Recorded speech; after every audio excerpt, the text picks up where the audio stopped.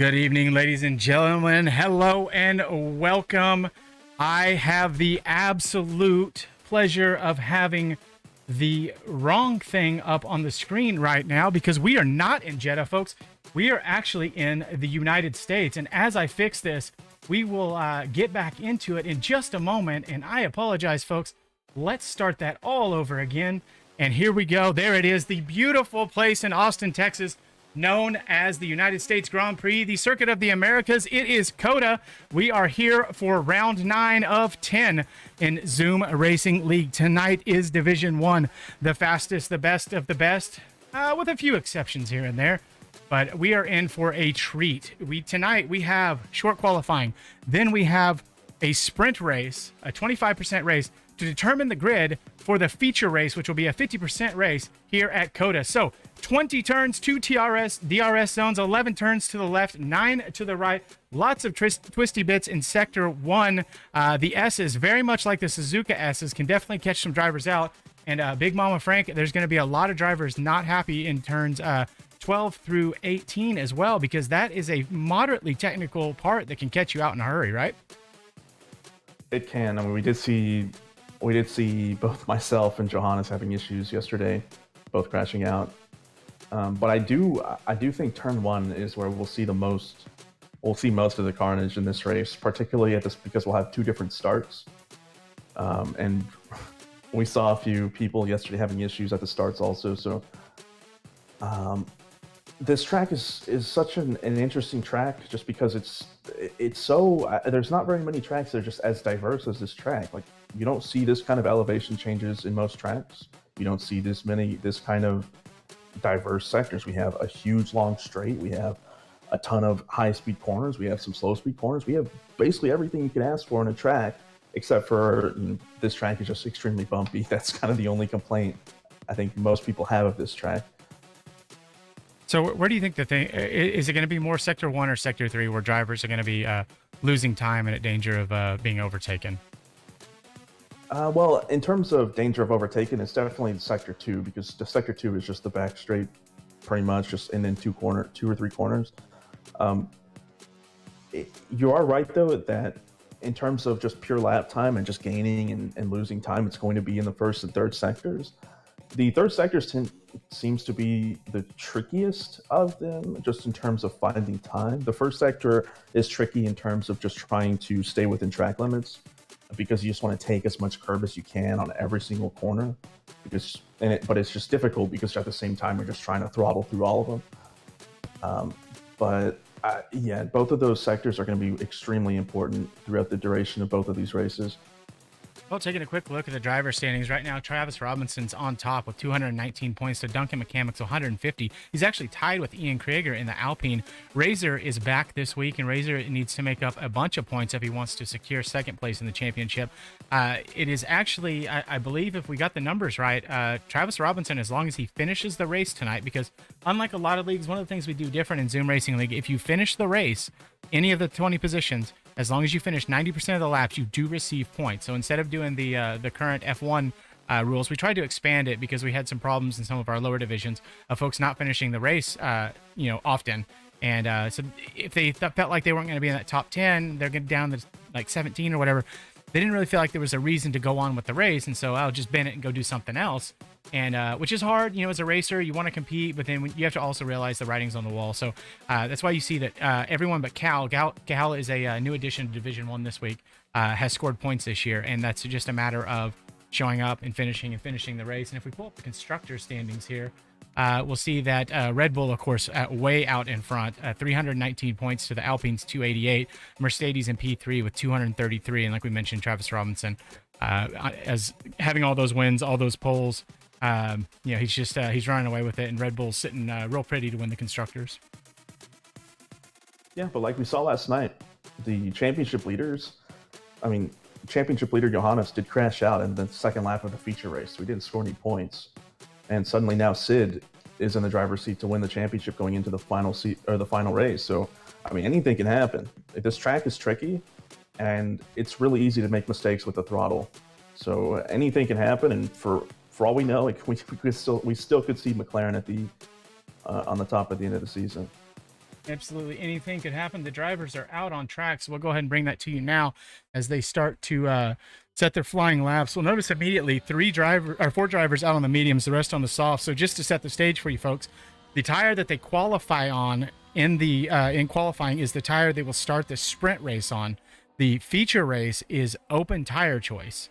And so we had a driver last night on lap 1 pit and go to the hards. And Pelon made us all laugh with that. Lee Hall, you notice in P15 is already out of the session. Lee Hall exceeded his points, his penalty points for the season and received a quality ban. So he will be starting in P20. And so that'll be P20 for the sprint race. And then wherever he finishes there, if he manages to make his way back to the front, Big Mama Frank, he will have a free tire choice and get to start, wherever he finishes for the feature race. The one thing we did see last night also in the D2 race is we saw, in both races, really, we saw in both D3 and D2 is we saw people have issues both in qualifying or in the sprint race, be able to make up that time in the actual feature race. Just speaking from the Mercedes standpoint, we had Siggy had an issue in the sprint race with another driver, had to start pretty far back, had a really amazing start, gained like six, 7 positions. Oh yeah, it was start. ridiculous. Siggy uses those traction sheets, so.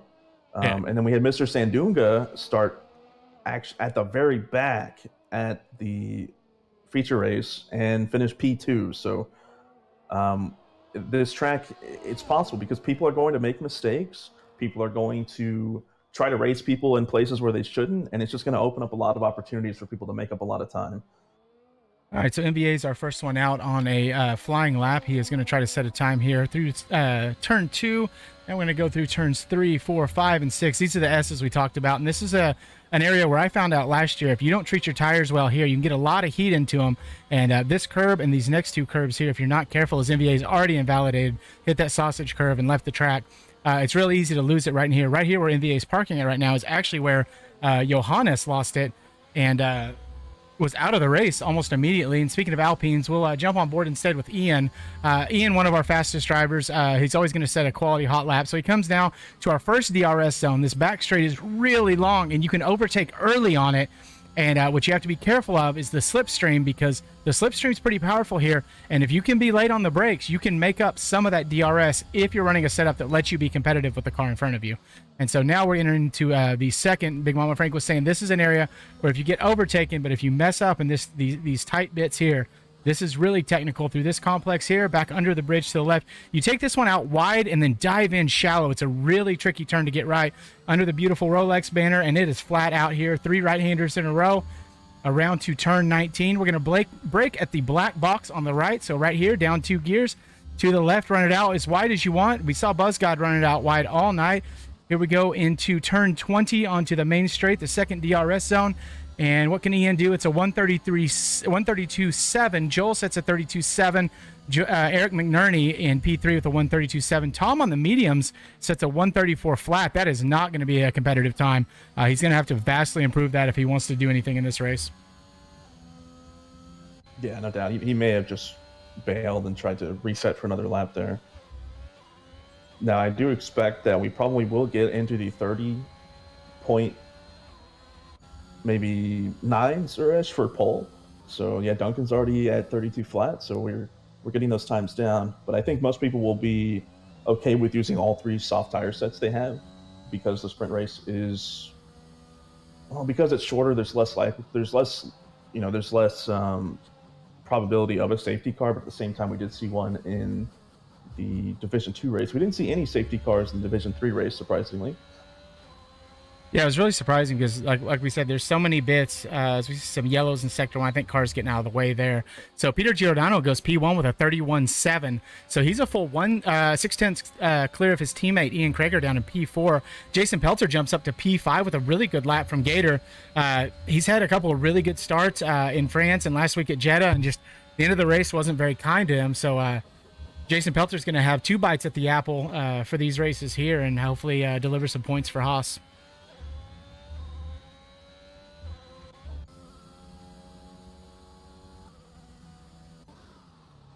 Yeah, we've had some issues with Haas this season where it just seems like that seat is just cursed. Now, I think there was obviously, an intention of having Haas draft lower, so So the lower drafted drivers, would have more trouble because in theory they would have, be less skilled to an extent.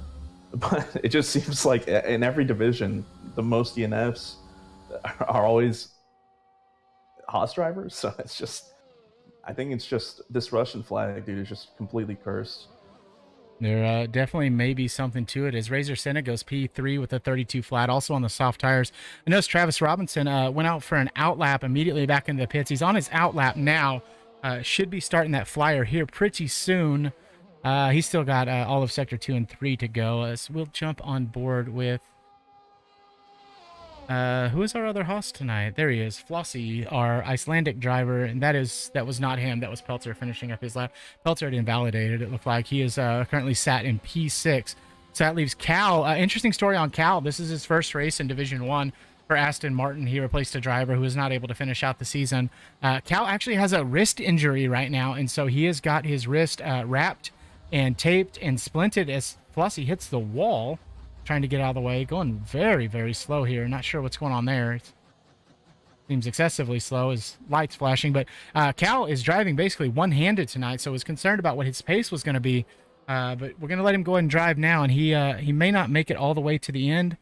And here we go. We're going to jump on board with Travis Robinson. Travis right now leading the championship. Has a chance to wrap it up tonight. He and Ian have been battling it out for the poles all year. I would have to go back and look to see who's won more poles this year. But between the two of them, you can usually, it's a solid bet. If you had a parlay going, that it'll be a Red Bull or an Alpine on pole, you'd probably walk away with a couple bucks there, Big Mama Frank. Yeah, no doubt. Definitely the Travis and Ian are definitely our biggest, hot lap sweats. So that's definitely, I think, definitely a bet most people would take. Let's see, Sector 1 right now, the best time's a 24.791 by Ian. And I am looking to try to find... I don't see him on my timesheet for some reason. Oh, there he is. Okay, it actually hasn't recorded his Sector 1 time yet. So, but here comes Travis through the... into Sector 2 through the tight bits here. He's got a little bit of traffic ahead of him, but should be fine. I don't think he's going to have any issue here. That's his best Sector 1, or his best Sector 2. Let's see what we got here. It's not updating on the timing sheet for me yet, but it looks to be a pretty good lap so far.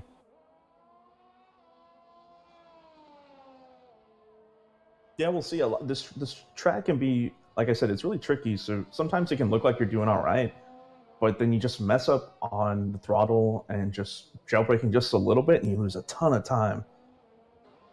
As Travis goes 32 flat with goes P4 just behind Razor by 8 thousandths and only 5 thousandths ahead of Duncan McCamick. Joe Gurlon, while we were watching that, goes into the pits, but he's up into P6. So Red Bull 4, 5, 6, and waiting to see what Jack Fletcher can do. Jack is sitting on a 32.7. Not a great time for him. Jack, not always the best qualifier, usually near the top 10, but not always inside of it. And so anything can happen there with that. Is this Sleek? Sleek is going to start a time lap here. So right on board with Sleek for just a moment. Actually, let's check in with Jack Pemberton. I think he's coming across the line to finish. Oh, he's starting a lap as well.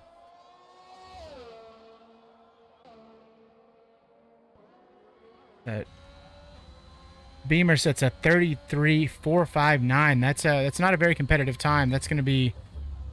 He's got a lot of work to do if he's going to make it up into the top 10 here. Yeah, that was a rough time. We should start seeing these times start to fall as we start get close to the final stints for everybody. Right on board with Tom Hatcap. He is up on his previous time. 34.0 is not good. He put on the soft tires. He's going to be about a second and a half, almost 2 seconds faster here. I just think the softs are the better tire, and so as Tom goes P3, so Perry McLaren's in P3 and P4 provisionally with just under 8 minutes left to go on quali. It seemed like when I was watching the guys last night and watching some of the different strategies that were taken, it almost seems like if you know for sure there's going to be a safety car, like if you have a real strong conviction about that, if you were to go soft, medium, I think that's the best strat, right? Generally, yes. The one stop will always be superior on this track, just because of, because mostly mainly because you're going to be driving in clean air for most of the race, just because this isn't a very easy track to follow on. The other thing to keep in mind for the sprint race is you can complete the entire race on any tire. So you can go all 14 laps. Yeah, 14 laps on the soft tire. So what people could do is they could go out, if they're confident enough in their just race pace, they could go out, do one lap on their softs, pit for their mediums, and then just try to undercut the entire field. Duncan McCamick goes P1 with a 31.3. That's a really impressive time. Like he may have gotten a little bit of help from the Alpine in front of him. I'm not sure if that is Peter. Oh, no, Peter just came out. He's on an outlap. So, no, he didn't get a tow there from him. Yeah, you're not going to get much of a tow in the pit straight because it's just so short. You basically come out of the corner and you cross the line. So you basically get to press the DRS button and then you're already past the line. So it doesn't really do much for you. Jack Fletcher up 0.4 on his time. That's going to jump him up to P11, give or take, if he holds it together. And I take that back. He was up 0.7. That goes to P7. So Travis Robinson, P6. Jack Fletcher, P7. You got Duncan McCamick on pole. Joel Gurron in P10. So all of the Honda power inside of the top 10 right now. So a little bit disappointing for the guys near the bottom. Where's Damian sitting right now? Damian's been having himself a good couple of races here. And his lap is currently valid right now as he's following a McLaren around. McLaren goes into the pit, so I jumped on the Williams at just the right time as he comes around in turn 20, gets the gas down, and P19 does not improve his time, though, but his battery's at 100%, so I'm wondering if maybe he thought he invalidated, so he backed out to recharge his battery. It didn't show him on an outlap. Yeah, he didn't start another lap, so I'm not sure what he's doing. Maybe he just forgot to turn his battery on. We have definitely had drivers do that. Funny story. Let's actually jump on. Where's Eric right now? He's in the pits. The Ferraris are double stacked. So Eric and McNerney, our very first race here, Peter Giordano goes out and then right back into the pits. That's interesting. Our very first race here in Zoom Racing League was at Bahrain in season 1, the first official league race. They'd done some races before that, and we're right on board with Ian while I run through this story. But Eric McNerney had forgotten or didn't realize that he had never bound his DRS activation button, and so he drove through all of quali and all of the race with no DRS and was still moderately competitive, but couldn't figure out why he wasn't up near that top 10. Eric McNerney was far and away one of our fastest drivers in Division 1 at that time. And at the end of the race, he figured out he never used DRS once in the entire race. That's really surprising. Because I know, like, if I don't press DRS, I just have this giant triangle button in the middle of my screen. Yeah. It gets annoying. So it's hard to miss that. Yeah, it was really really strange. Jack Pemberton back into the pits. Running out of time here for Mr. Jack to do anything. Jack Pemberton, a really successful hockey goalie, and has had to miss a couple races, and as such, Mercedes has fallen just a little bit in the standings. Not as many constructors' points as we would have originally thought based on that pairing. I want to say hi to Campbell, George Russell, and Beamer, who is somehow driving and talking in the chat. It's weird. But yeah, Jack Pemberton's had to miss a lot because of his hockey responsibilities, and his season has ended, and he's getting ready to move to a new dorm, and so he's going to be changing up his whole setup in between seasons here. So big changes for Mr. Jack Pemberton, but congratulations on a really good season from him. Beat a couple of really solid teams while he was tending goal, and sounds like he just had an all-around good time doing it. You know, I'm really surprised, like, because on my friends list leaderboard, Ian is at the top, and I have a few junior F1 esports drivers on my friends list, and he's faster than them, at least in time trial on this track. Well, speaking of faster and being at the top, Travis Robinson just puts it on provisional pole with a 31-1, 2/10 clear of Duncan McCamick. Peter Giordano is 6/10 behind them. Peter, I believe, won at this track last season. This is a track that a lot of folks complain about because of the technical nature of it. But from what we've seen so far in our two races over this weekend and the races last season, people think they don't like it, but then they watch back the racing or they actually participate in the racing. And this is a track that makes for really good racing. And so it'd be kind of cool, actually, with the sprint qualifying here to see some of these faster guys stuck in the middle and get to watch them battle it out to try to get closer to the front for the feature race. Yeah, I did try to lobby for, or I did try to lobby Duncan for a reverse grid, a reverse championship order grid for the sprint race. I thought that would have been fun, but it kind of makes sense why we didn't do that, just because it might put the championship battles at the end of the season just a weird spot, since we just kind of changed the format for everything so much. And just when you have to battle from the back, suddenly you're at a much higher risk of damaging your car. So if something like that happened, it could just be really frustrating for the people trying to battle for the championships. Really good point there from Campbell, Mr. OG in the chat. This is the track that I performed best at last season in Division 3. OG and I, there was a lot of carnage on the first lap, which is understandable at this track, and it was the first time as a league we had driven it. But there was a lot of carnage in the first lap, and somehow OG and I were battling for a podium at the end.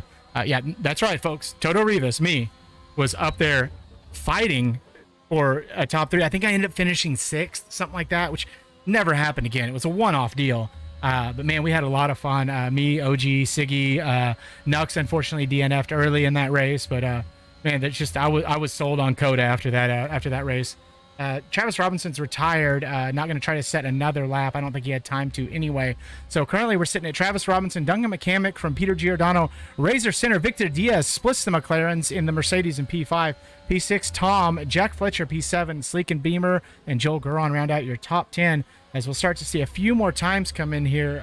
It could be Sleek getting ready to cross the line, and Sleek's a little bit slow there, but has one more bite at the apple here with 50% of his battery remaining to try to put in a better time. We've got a Flossie coming in hot with a Jack Pemberton right behind him, I believe. Flossie looking to improve his time. He's close. Does slightly improve to P16, not quite enough to make a dent, and that's actually going to be Victor coming across the line next.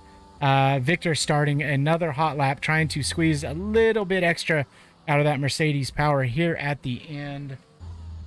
Next across the line is going to be Peter Giordano. Peter is up 0.3 on his lap, and so that would jump him up into P3 above Joel Guron, who's currently sitting in P3. We missed that lap, and there goes Peter into P2. Actually, jumps over Duncan McCamick as well. So we got about half the drivers done here. Is that going to be Razor coming across next? He's invalidated, so that is it for Mr. Razor. We have Ian, who's pretty low on the standing, 0.6 up. Not standings on the board right now, but he's 0.6 up after the end of the second sector on his final lap. Damien goes across the line to P2, improves by 1.5 seconds. Really good lap from him. Mist, who is right behind him. Tom is slightly up on his lap and spins it right across. Oh, spins it across the line. Style points, yeah, but stays in P8. And now we come Ian around the final corner. All right, let's check in with Mr. Speedy himself. Up 0.6 in P2. Go from 15th to P2. So a couple of buddies, P1 and P2. Those are our typical. Like I said, if you had money on one of the two of them being on pole, you'd probably win a couple bucks there. And as such, they do exactly what we expect them to do. Flossie's a little slow on his time. Looks like he's probably going to stay in P17. And see what Victor's got to say about things behind him. Peter does improve his time, goes from P8 up to P5. So with no time left on the clock, a couple people are going to try to finish up a lap here. Joel Guron's trying to improve from P6. No, he's not. It showed him on track. Oh, I'm sorry. I hit the wrong button, folks. Joel goes into the pits. So nobody left to set a time. So it's going to be Travis Robinson, Ian Krieger, Peter Giordano, the pair of Alpines. Victor Diaz splits Duncan McCamick in P4 and Joel Guron in P6. Eric McNerney, Level X Logic, Bob Loblaw in the Ferrari in P7. Razor Senna has his McLaren split by Jack Fletcher. Tom Hatcap in the other McLaren, making a Jack sandwich there. Sleek, Beamer and G, Damien, MVA, Jason Peltzer, Ryan Zebra, Flossie, Jack Pemberton, Cal, and of course Lee Hall going to be starting from the very back. And Lee's been really quick the last three races. He has been super fast. He's been on it. This guy has been doing a great job in quali, but doing an even better job on the starts. And so I think right now, if you're Lee Hall, you have to go for absolutely broke here. And you've got to make up as many positions as quick and fast and clean as you can, because that's your chance for the feature race. Yeah, but it's also, you kind of also have to think about, you have a lot of laps to kind of work your way back up towards the front. So you don't have to just completely,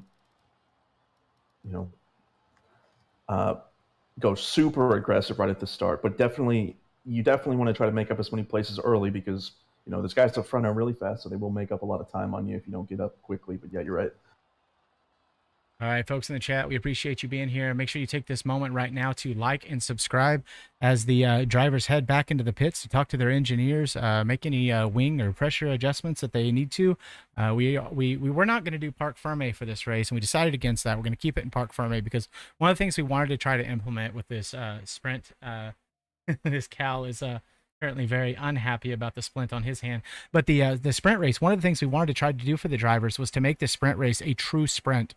With no pit stop requirement. We could not find a way around that in the game. And so we were trying to disable Parc Ferme, see if there was any other settings we could mess with. And that's what I was thinking about earlier, Big Mama Frank, is, it would have been nice to have a true sprint race. So can you make it 14 laps on those medium tires? Obviously, you can't make them on the softs, but try to make it a true sprint race and free. You absolutely can make it on the softs. You absolutely can. Like I mentioned before, you can complete the entire race on any of the tires in the 25%. Really? They'll be close to puncture likely at the end if you're by the way these guys push, but you can absolutely complete the race. Well, that is good to know because I did not have that information. So it's going to be exciting here. Everybody in the chat, like I said it already, make sure you like and subscribe. It looks like our poll is very much heavily in favor of Travis Robinson right now by a vote of 54% to 45% that Travis is going to wrap it up tonight. So, folks, we are strapped in now for 14 laps. 14 laps of mad dash to the end. Let's see if anyone even bothered to put on a set of medium tires. I'm thinking they probably won't. Actually, Sleek, Beamer, NVA, Pelter, Flossie, and Lee Hall surprisingly goes for the mediums. That's in the sprint race. The sprint race pit stops are all about track position. The strategy here doesn't really matter because the tires wear pretty much at the same rate, and there's not a huge difference in actual track performance because when you go from a 50% race to a 25% race, the mechanics of things change quite significantly. So it's all about, and particularly on this track, the mediums really do not in a race. The mediums feel really, really similar to the softs. So it's basically I just want to go out, try to do as best I can, keep it clean, and then I can pit whenever I want to. And that's how everyone should be thinking for this sprint race. It's pure strategy for when you pit. It's not about I can extend these tires out or anything like that. It's like if I want an undercut, I can just go whenever because I can easily finish on any tire I decide to put on after that. So not a lot of surprises here as far as the qualifying order. There's nobody that I'm just like they're way out of place, minus Lee Hall. Obviously, he didn't have a chance to qualify because of the quality ban. And then Jack Pemberton, again, hasn't had a lot of time to practice, so not a huge surprise there. It'd be, as the Mercedes team boss, for me, it would be really nice to see him up higher. But I think this is going to be pretty exciting. We saw last week Travis Robinson immediately lose the lead from pole. So I can promise you right now on his formation lap here, he's been very, very careful not to spin that car and overheat those tires like he did last week because that was a disaster of a start for him. 2 weeks ago, actually, was that was 2 weeks ago. Sorry, fun, but you're right. Well, he has been more careful during the last two races because that was really devastating, particularly in the sprint race. The softs you'll get a lot of wear, like 2 or 3% just in the formation lap on the soft tires. It's bizarre. So yeah, you have to be really careful in the formation lap. All right, here we go, ladies and gentlemen. 5 lights coming on here in Austin. They are out, and we are underway at COTA for the American Grand Prix. Looks like a pretty even start for the drivers up front. We'll jump up a couple places back here, and everything smooth sailing so far for the top 5. Little bit of a run wide there from Ian, and so Ian actually takes that spot from Travis going up the inside there, and so we're now through the S's and away clean for the top 5. A couple people losing spots. Razor Senna, Joel Guron.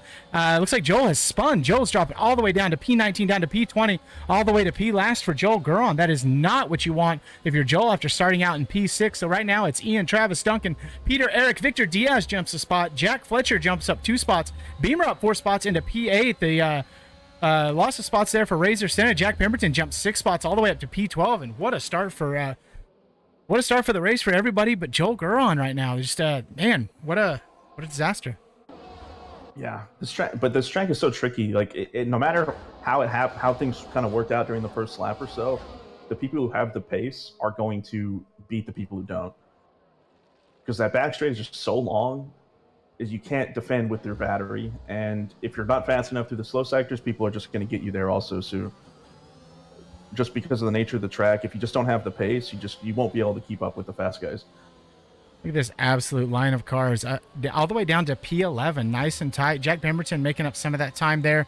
We basically have a giant DRS train forming already, but we have another 2 laps for the DRS will actually, or the finish of this lap, and then the beginning of lap 3, DRS will come into effect. We got a little bit of a gap as looks like Razor Senna's made up that one of those spots that he lost. Ian Krager fastest lap. It is the first lap. See those times tumble as we go through the rest of the field. Joe Garon's made up some of those spots. He's back up to P17 purely on pace, and not surprising there. Flossie is a D3 driver filling in for us, our Icelandic driver. So not quite the exact same pace as these guys, but it's still a good driver when he's on his game.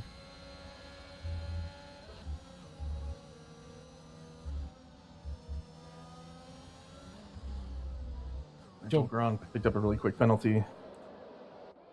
It's been really easy to pick up a ton of warnings in the first sector just because you're trying to be as aggressive as you can. Somebody went around. Like that might be Cal back there. Cal driving with one hand today. Not ideal if you were the Aston Martin driver. I love this this low level camera right here on the curb. Watch the drivers just absolutely fly by. Looks really nice. The elevation change because it's like on the top of a little hump on the road. It looks really cool.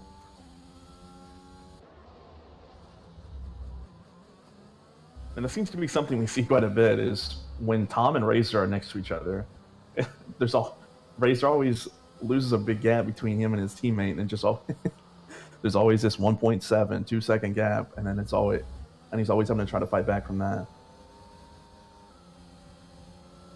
That's weird because he and P-Long, when they were teammates, there was never an issue. They were always going to be really tight together. So we come around. We're going to finish lap 2 right now. Joel Guron claims another place from MVA. That penalty will come into effect. So we're now almost a quarter of a way into the race within the next 2 laps. And no huge surprises here. I think Joel probably just had a moment there in the S's. Went off track a little bit. Sleeks dropped 4 spots down to P15 in the Ferrari. So Razor now has lost all the way to 2 seconds from his teammate Tom. One of the things that Razor's been playing with that's interesting that I don't fully understand the logic other than just wanting to learn, but Razor will qualify with traction control on, but runs the races with traction control off to try to learn to run with no assists at all. And I think that's been affecting some of his race outcomes. And I think that for him, it's a short sacrifice now for a long-term gain. Yeah, definitely. I mean, he's losing a ton of time, though. He lost a 1.5 seconds just within the last lap and a half to his teammates. So I'm not sure if he just has a setup issue or something, because generally in that long left-hander in the third sector, or long right-hander, excuse me, just this stroke-inducing 5G corner, or whatever you want to call it, he's lifting there. You generally want to be flat through the entire race. So I'm not sure what's going on with him right now. Trackside reporter OG here. Hey, OG, welcome.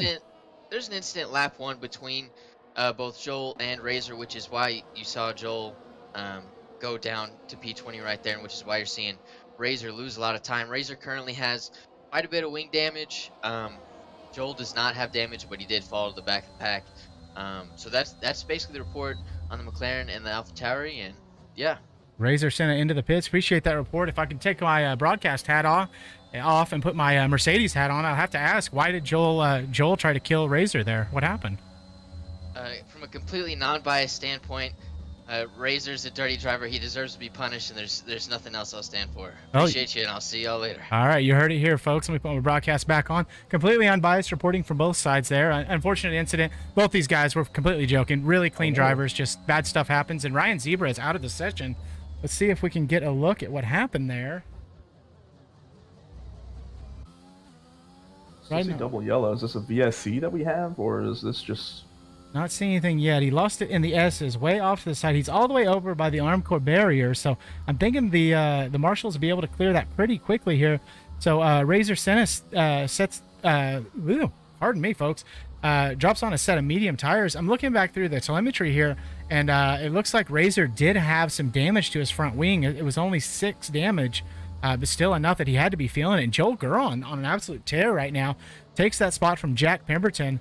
Up front, we have the top 7 still in that big DRS battle, but a couple of really big changes here. And if Razor can do what Joel's doing here in the next 10 laps, we know he can make it on those medium tires. He may have a slight advantage here, but he's so far behind as Peter Giordano is the first of the Alpines into the pit, so he will get off those soft tires and onto a set of mediums to try to finish this race out.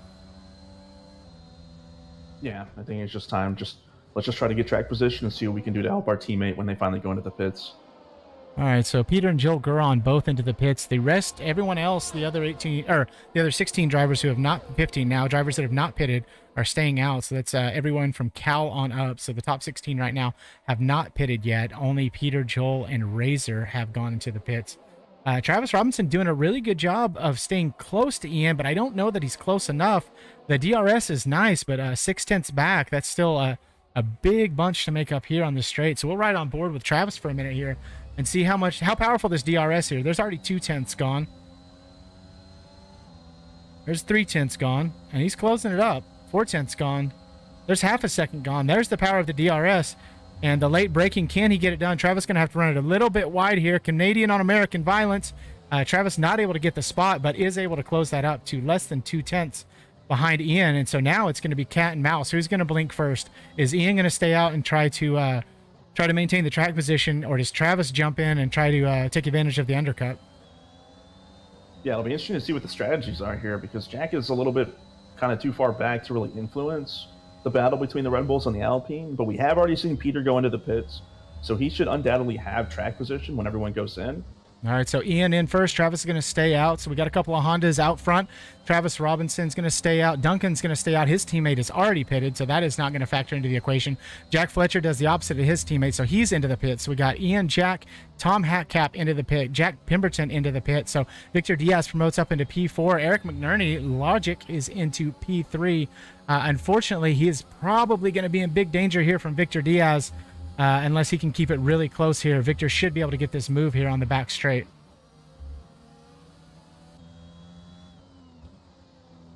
Man, one thing I really wish we could see from the broadcaster perspective is a live look at these the tire temperatures of everybody, because it's so important on this track. If your rear tire is just a little bit too hot, suddenly your car is just going to spin in places you don't expect it to. All right, watching this really nice battle between 9, 10, and 11, Sleek, Flossie, and NVI. Unfortunately, got to leave it for a second here as Duncan McCamick is about to make a move down the inside of Travis Robinson, and Travis Robinson can't do anything but just try to stay close at this time. So now we're back to what we talked about at the end of the last lap. Which one of these guys is going to blink? Because they know they can go at least 3 more laps and still have a lot of life left in the tires, but you have to, if you're Duncan, be concerned about the undercut. You have to worry, if you're Travis, about getting potentially held up and ending through no fault of your own, as Victor Diaz does get the move done on Eric McNerney. NVA takes over Flossie into P10. So a lot of fast battles, and that's the thing. It's hard to keep track of everything that's happening on track here. So both of the Red Bulls in, Victor Diaz in, Eric McNerney in, Lee Hall from all the way at the back into P5 in, Beamer NG in, Damien is going to stay out, and here we go, folks. Once again, happy time for Mr. Rivas, because we have a Williams inheriting the lead of the race. Damien doing it just like he done it in at Paul Ricard, and so we have a Williams out front and leading now. Granted, he does have to stop again, but it is very nice to see a little bit of differentiation at the front. And hold on, is Abigail in the chat? Because Jason Pelter is now in P2, and you got to be a little worried about the undercut here, but still, it's really nice to feel good about being out front and making up 12 or 13 positions on the start. Okay, so talking about the strategy here, we have Travis about a second and 1.8 seconds behind Peter Giordano. 1.8 seconds coming out of the pits behind Peter Giordano. So now he's kind of in a position where he has to maybe potentially think about working or trying to hope that Duncan will work with him to try to get him back in position to fight the Alpines. But with the Alpines next to each other right now on track, they can, DRS train each other and maintain the lead. However, they did have issues with that at Jeddah, as we saw with Duncan being able to overtake both of them towards the end of the race. Yeah, it didn't seem like the best strategy call. It didn't seem like they were working together. It just seemed like they were kind of like, I'm staying out front, you stay behind. We'll just keep the cars here instead of swapping them. Ian's getting really close to the back of Flossie. He's going to send it around the outside, and looks like he's probably going to get that move done under the Rolex banner here, as he does have the inside, so he does have the edge on the track position. So that is a job done for him. And so now it's down to Peter to try to see what he can do, as we have a yellow flag. Looks like Jack Pemberton, Tom Hatcat may have had an issue down in P17. Got a slow McLaren there at the back. That might have been Razor. One of the McLarens looked like it went off track. And Lee Hall, 3-second time penalty. Not ideal, as Damian and Jason Pelter from P1 and P2 of the race go into the pits. So that's going to be them falling back to their original positions. Peter gets the move done very easily up the inside of Flossie on the fresher tires. Flossie doesn't have the pace and was at the disadvantage of the DRS there. So now we got Peter and Ian sitting 1-2 effectively on track, as Sleek and NVA are trying to extend out and figure out what they can do with those 7-lap-old softs. And it's looking like nothing doing there, because Ian is already on the back of NVA and should be able to catch up to Sleek here pretty quickly. So NVA is not going to have the DRS here. Ian's going to have it. Peter's going to have it. I think they both get this move done here. Let's see how quickly Peter can suck up to the back here. And he's got to move over now and follow his teammate through and just block that off. And that is brilliant teamwork from a couple of Alpines, as Duncan McCamick dives it down the inside of NVA, also makes contact with Peter Giordano. That was a ballsy move from Duncan McCamick. Probably not the wisest move, because now NVA is back in it. So Duncan thought he had the move done. Very aggressive there. And that's what you have to do. Oh, and more contact. And Travis Robinson right behind this, getting a good view of this fight and probably hoping a couple of these guys smash into each other, and he gets to slide on through. We have a yellow in Sector 3. Looks like that is going to be Jason Pelter having an issue. No, it was not. It was his teammate Flossie dropping down the order very badly here. So Duncan McCamick is still right behind. He's actually moved up, as Sleek and NVA both go into the pits. Lee Hall sets the fastest lap with a 34.1. Lee sitting in P8, and he has pitted. So from P20 to P8, that's really nice from Lee Hall. Really good stuff here. But, man, Ian and Peter just look absolutely dominant here. And Duncan McCamick is slowly trying to reel him in. But don't forget about Victor. Don't forget about Travis, as Eric McNerney takes a spot from Jack Fletcher. Jack Fletcher having a moment here, having a little battle with Lee Hall, it looks like. And Lee Hall goes around. We catch it just at the right time. Lee Hall and Beamer and G have a bit of a moment. Lee Hall, all that work gone, done and dusted. He's spun. He's ghosted, so he can enter the track safely here. But, man, that is super disappointing if you're Lee Hall. You worked so hard to make sure you pit at the right time. You had the right strategy. You're flying, and just a unfortunate incident here. Duncan McCamick's lost a little bit of time now to Peter Giordano. He's slowly catching up to him. Is he going to try the dive down the inside? No, he's going to back off just a little bit, as Beamer takes the spot from Eric McNerney. Eric is not giving up easily, though, but keeps it on the track, keeps it clean, keeps it safe, being very careful. And Lee Hall and Cal just both having a tough time right now. You know, looking back towards the front, I wonder if Travis is going to start feeling a little bit of that frustration of being stuck behind Duncan, because Duncan has... I mean, what we've already seen so far in this race is Duncan's not afraid to kind of battle with these Alpines in, different places, or Peter gets a penalty. Oh, Peter. So that promotes Travis Robinson right now on track to P3. Victor Diaz is not playing around, though. He's been all over the back. So there goes Travis through on Duncan McCamick. So the Honda Power working together. So the two of them need to realize that Victor Diaz is just as quick as they are right now.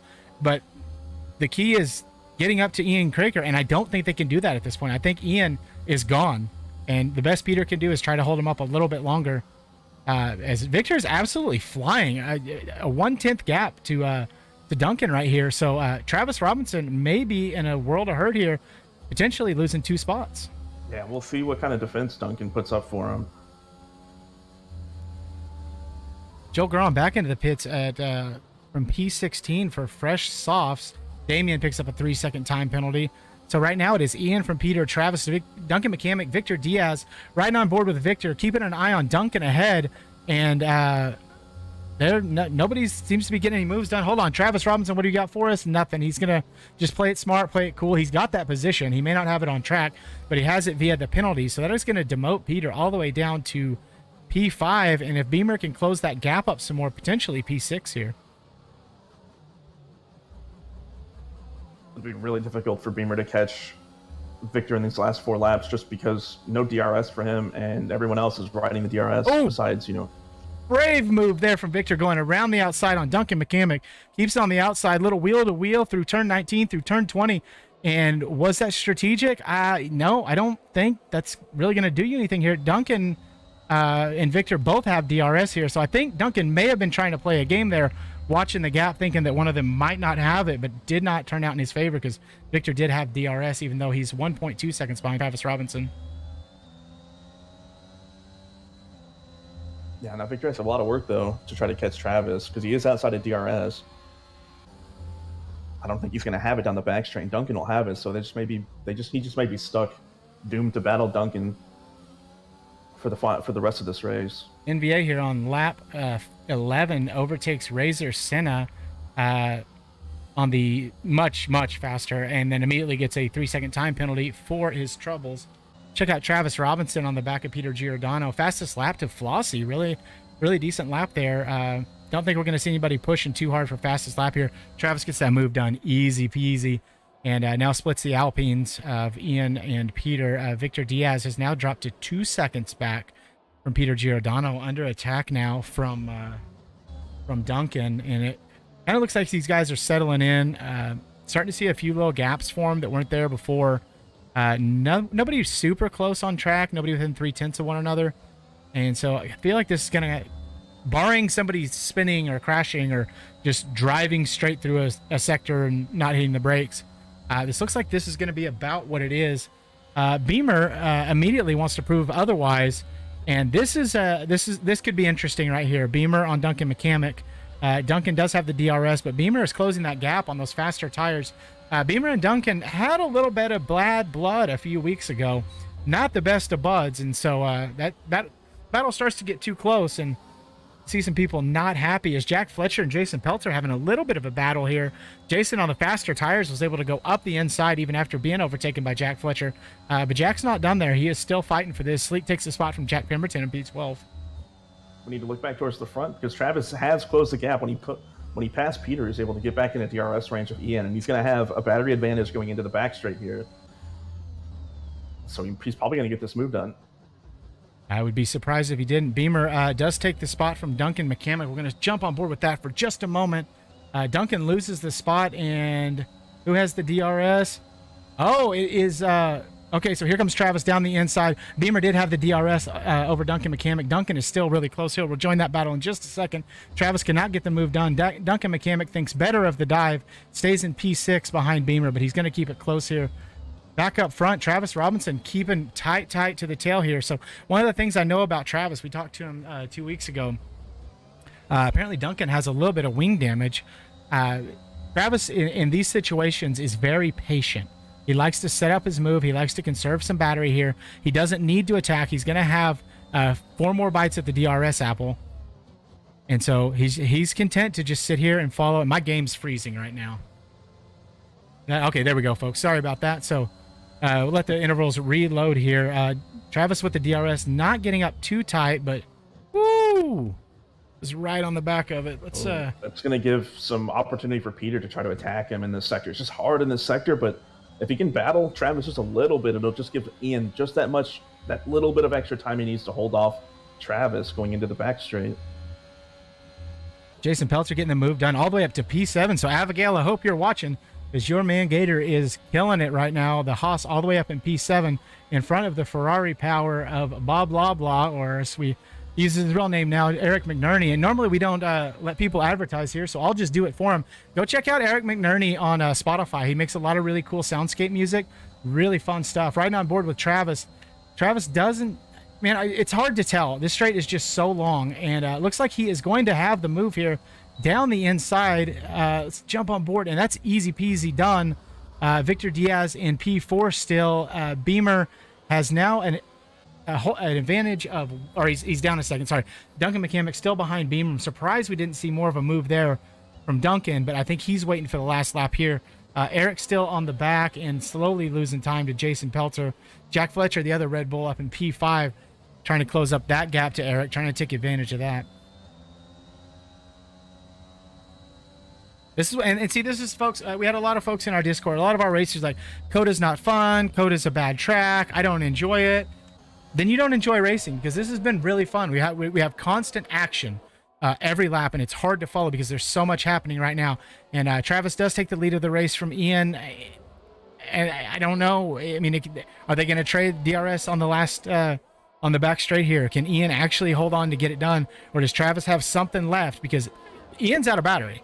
Ian has smoked his battery. They're about equal in battery right now. Okay. So Travis did use some of his. He used about 30% of his ERS on that last lap. Beamer NG gets squirrely, took a couple spots. I don't know if he just overshot one of the turns, but he jumped Duncan McCamick temporarily. Duncan took it back. Victor Diaz falling down the order. What happened to Victor? Victor all the way down to P11. Does he have damage? Cannot see if he does, but it looks like may have been some contact there with Beamer and Duncan. Stewart's probably going to take a look at that and see what happened in that incident. So we're on the final lap, down the final back straight, and there goes Ian down the inside and gets it done. Travis Robinson had to run a little wide. Nothing dirty there. Just good, clean, wheel-to-wheel, hard racing. Peter Giordano is still in this fight. Has a 4-second gap now over Duncan McCamick. So even with that 3-second penalty, it looks like he has a great opportunity here to stay on the podium. And so we would have an Alpine 1-3 with Travis Robinson starting in P2. Duncan McCamick will start in P4 for the feature race. Jason Peltzer starting P5, his best start of the year. So we have guys that are great qualifiers, guys that are great racers. First across the line is going to be Ian Krieger, followed by Travis Robinson, Peter Giordano, Duncan McCamick, Jason Peltzer. Beamer NG in P6 is going to lose that spot to Eric McNerney and Jack Fletcher when they cross the line. Damian Doe in the Williams in P10. Tom Hatcat, Damian, because of those penalties, loses those. So it will be Victor Sleek, Damian Doe, Jack Pemberton, MVA, Razor Senna. We'll see how the rest of these fall out. But that was, it's a lot going on. that was a really fun battle there between Ian and Travis and Peter and Duncan. So those four are probably going to be at it again throughout the entire feature race. So we might have just a 4-way battle here with Duncan acting as Travis's stand-in teammate here. So I'm really excited to see what this full race is going to show us. Well, and don't forget about Jack Fletcher down in P7. Jack's not usually one who starts inside the top 10. He's somewhere in that 9 to 12 range typically. And so Jack Fletcher starting in P7. So you've got 3 Honda cars right there. You've got 2 Ferrari power and the 2 Alpines. So we got a good mix here. Victor Diaz would have been up there in about P4, P5, but not exactly sure what happened there. And we'll regroup and find out in the Mercedes garage later on. But that was exciting. That was fun. So folks, one of the things that has to happen here is, unfortunately, because of the way that we're running this tonight, we ran our qualifying and we ran the race just now. So we have to run that in one lobby. So we're going to have to take a few minutes break here and rebuild the lobby with that starting order. And so we have a very special, fun thing for you in just a moment. But first, Big Mama Frank, any closing thoughts on the sprint race? Nope, it was fun. It's a nice little preview for what we might see at the big race. All right. Sorry, I had to answer a message there real quick. So Beamer in the chat saying Victor spun and blocked him. So wonder what exactly happened there. Maybe we'll have a chance to talk to Victor here shortly. So starting out the sprint race, it's going to be Ian Krieger, Travis Robinson, Peter Giordano, Duncan McCamick in the AlphaTauri, Jason Peltzer, the Gator, P5 in the Haas, Eric McNerney, Jack Fletcher, Beamer, Tom Hatcat, Victor Diaz rounds out your top 10. Sleek Damian Doe, Jack Pemberton, Razor Senna, all the way up to P14, even after his beginning issues. Joel Guron in P16 had issues at the beginning of the race as well. MVA in P15, Cal Flossie, Lee Hall, who made a brilliant charge, and it all ended up for nothing. Ryan Zebra with the DNF down in P20, so he's going to be driving angry, trying to make up for what was potentially a mistake for him. So, folks, we have something very special for you tonight, something that's never been seen on this YouTube channel, something that Comrade Rivas himself put together for us. And for the first time ever, we are going to unveil a brand new game show in between here on Zoom Racing League. All right, folks, welcome back. Hey, big shout out to the Little Rivas for that halftime show. If you folks enjoyed it, please let him know in the chat. Tell him thank you for making that for us. It was a special piece of content he made a few weeks ago. He was nervous about making it for you guys because he wanted something that was going to be fun and funny, and I enjoyed it. I've seen it 3 or 4 times now, and I still enjoy it. Really proud of Comrade Rivas, little Rivas, for making that, and that's kind of stuff we want to do. Is even though he doesn't race here, he wants to be involved. He wants to help out. We have guys like Taro, who's a friend of Lee Hall's, doesn't race here, was a reserve for a while, but still helps with the broadcast occasionally. And so that's one of the main things we're building here is, yeah, this is racing. This is a Discord where we're into racing. We race together. We race against each other. We race hard. But we're also a community, and we value everybody's ability to be a part of the community, even if you're not a racer, or even if you're like me and you're a terrible racer. So there's spots for all you guys. So if you guys have ideas, we have a ticket tool in our Discord link in the description. Go in there and tell us your idea. Open up a ticket and say, hey, I like this kind of stuff. Can you guys do something like this? And we'll either do it or we'll tell you why we won't do it. And so it's I'm looking at the screen here as we come through the end of the formation lap here, Big Mama Frank, and it looks a little hazy and a little overcast, doesn't it? Yeah, and there is some overcast here. I mean, it is Austin. Austin, I mean, it's usually dry. I lived in Austin for quite a while, so I mean, rain is not something you see quite often, especially, I mean, just in general. So we got a little word here from a little birdie in the pit lane. Our pit lane reporter OG Campbell popped in and let us know that there's a good chance of rain. Beamer MW is in the chat letting us know. Jeff says rain in 5. Jeff's a liar. Don't ever listen to him. So that means rain's in 15, right? I don't know, man. I recently was clearing out my recording folder for F1, and I went back and watched the Singapore race from D1 last season, and Jeff was on the money the whole time. Here we go, folks. We're riding on board with Jason Pelter to see the run to turn 1. 5 lights out. Drivers are revving their engines, ready to go, and we are underway for the full 50% race here. Well, that doesn't make any sense. Here in COTA, and Duncan McCamick, Travis Robinson trying to cover that off. Jason Pelter goes around the outside and has a really good chance here on these soft tires to make a move onto Travis Robinson, and jumps Duncan McCamick up into P4. So good move early on there from Jason Pelter. A couple of spots gained, couple of spots lost. Lee Hall already up 4 spots into P15, breathing down the neck of Razor Senna, and we are underway, and it looks like the drivers are cleanly away here in the feature race of Zoom Racing League's Division 1. Now, it's going to be interesting. I mean, I would really be surprised if we actually got rain here, but stranger things have happened. So it is definitely, we have Joel Guron spinning at the beginning of the second sector. Unfortunate for him, but I wonder if that influenced the tire choice for the Alpines, because both of them started on softs, and we saw from last night that the alternate strat is the faster strat, particularly since when you have free tire choice and you have fresh mediums, you can just take those for as long as you want to. Well, his tires may be soft, but he is not.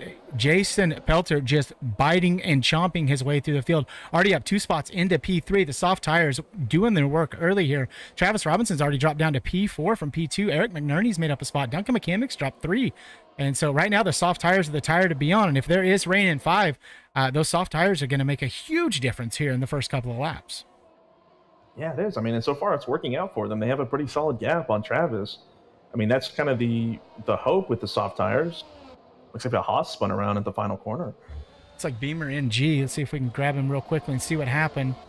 He's got it back going again, so maybe just a little lazy spin, but disappointment for sure. Eric McNerney, Logic, Mr. Bob Loblaw has now jumped Travis Robinson as well. So the top 4 soft tire runners taking every ounce they can out of those tires right now, trying to make up that early position, trying to make a little gap. And if the rain comes, they're out front and they'll be the first ones to jump on. Bob is one of them, or Eric McNerney.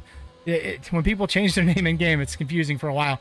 Eric is one of them that will gamble, much like Joel Guron, to try to get the feel for the track. And so sometimes he'll stay out later. If it does start to rain, he'll stay on the softs a little bit longer than he probably should until he knows for sure it's time to go. So could be interesting there. Jack Fletcher all the way down into P18. Not sure what happened there. He started out in P7. Ryan Zebra spins it. Unfortunate for him right there at the start of the backstretch. So there's the predicted pit stop strategy powered by AWS. Soft, soft, medium, soft, soft, hard. The hard tire choice will be a little bit slower, and I don't understand why anyone would choose it unless they're gambling for a safety car and they think they can make up a lot of track position here. Hards are basically just the emergency tire. Like if you spin, get damage on lap 1, and you just want to try to finish the race in a solid position with you just go hards then. But this track is just, there's so much. The high speed corner is just really tough for the hards, so you're just not going to see hards ever on this track. Oh, Ian continued to try to build that gap. He and his teammate fully almost 2 seconds clear of the Pelter, and you can see him way off in the distance. The Alpine's starting to disappear, just like Wrights in France right now. Oops, was that pointed? Now, one thing to keep in mind for anyone who's still rooting for Travis is, even though he does, I mean, it is expected for him to lose time to the softs through this first stint, but he will make up time later once he will, barring any kind of wet weather, he will extend his tires for as long as he can, and then he will be extremely rapid at the end. So he will make up any time that you might see on the timing screen at the end of the race when he does finally switch to his soft tires. Well, bad news for Mr. Reliable. Jack Fletcher into the pits with wing damage. Same for Cal. Kyle driving with one hand and no wing. Not ideal in the Aston Martin, but he is going to try to power on through. Puts on a set of soft tires. That'll be his tire change done, and try to make up some gap here. As you can see, they're way behind. They're still in Sector 1 through the S's, and that's Damian, Jack, and Cal all the way back there. I don't know if Damian had wing damage or not, but he is also pitted.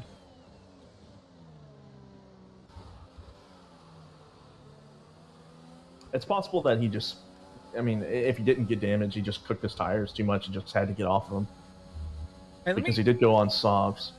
What position did Lee Hall start in? It was 19, wasn't it? I honestly do not recall. I believe it was P19. And here's Lee Hall and the Aston Martin just absolutely flying again, just like he did in the sprint race, like we've seen him do before. Beginning of the race, just absolutely on rails, tearing it up. His DRS is active. He's going to get the move done on Tom here very easily, down the inside through turn 1, nice and tight, and start sucking up to the back of Victor Diaz. And he's going to have a tire advantage for at least the next lap. Well, that was a weird reset.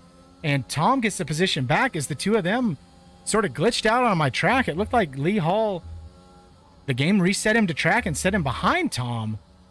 I don't know if you folks saw that in the chat or not, but that was strange. I saw that too. I don't know if we just saw if he lagged and passed him with latency and then it put him back over there. I don't know. I'm curious to know what Lee saw during that. I'm sure it didn't look like that to him. Cameras here. The nice thing for Lee in this situation is he had a ton of medium runners to have to get by. So he should have quite a significant pace advantage over all of them. So it should be easy work for him to kind of cut through the field at this point in the race. Ooh, nice little dive down the inside of Tom to take that spot again from Tom. So job done a second time. Nice and clean side-by-side action for the two of them. And now he's going to go back to work on hunting down Victor Diaz with that tire advantage. So he's going to have the tire advantage for probably, about 4 more laps, and then they'll start to degrade just a little bit? Yeah, most likely. The tire wear can be really quickly. I think the one benefit we have right now is because the track temperature is a little bit lower because we have the overcast. His soft tires might last a little bit longer, and it's possible the mediums are struggling a little bit because people aren't being able to get them up to temp as much as they want to. A little big brain strategy here from the Alpines this week. They must have listened to us on the previous race because they are inverting the cars to the DRS zones. Oh, we see rain. There's rain. Oh, here we go, folks. Things are about to get nutty. Okay, so Jeff was not lying. Jeff was on the money with the rain. So let's see what Damian stays out. Jack Fletcher stays out. Cal also stays out. So the rain must not be affecting them just yet. Jack Fletcher with an absolute banger with a 34.5. Really quick lap there. Let's jump back and check in with Travis Robinson. Actually, let's check in with Lee Hall as NVA and Sleek invert their cars for P10 and P11.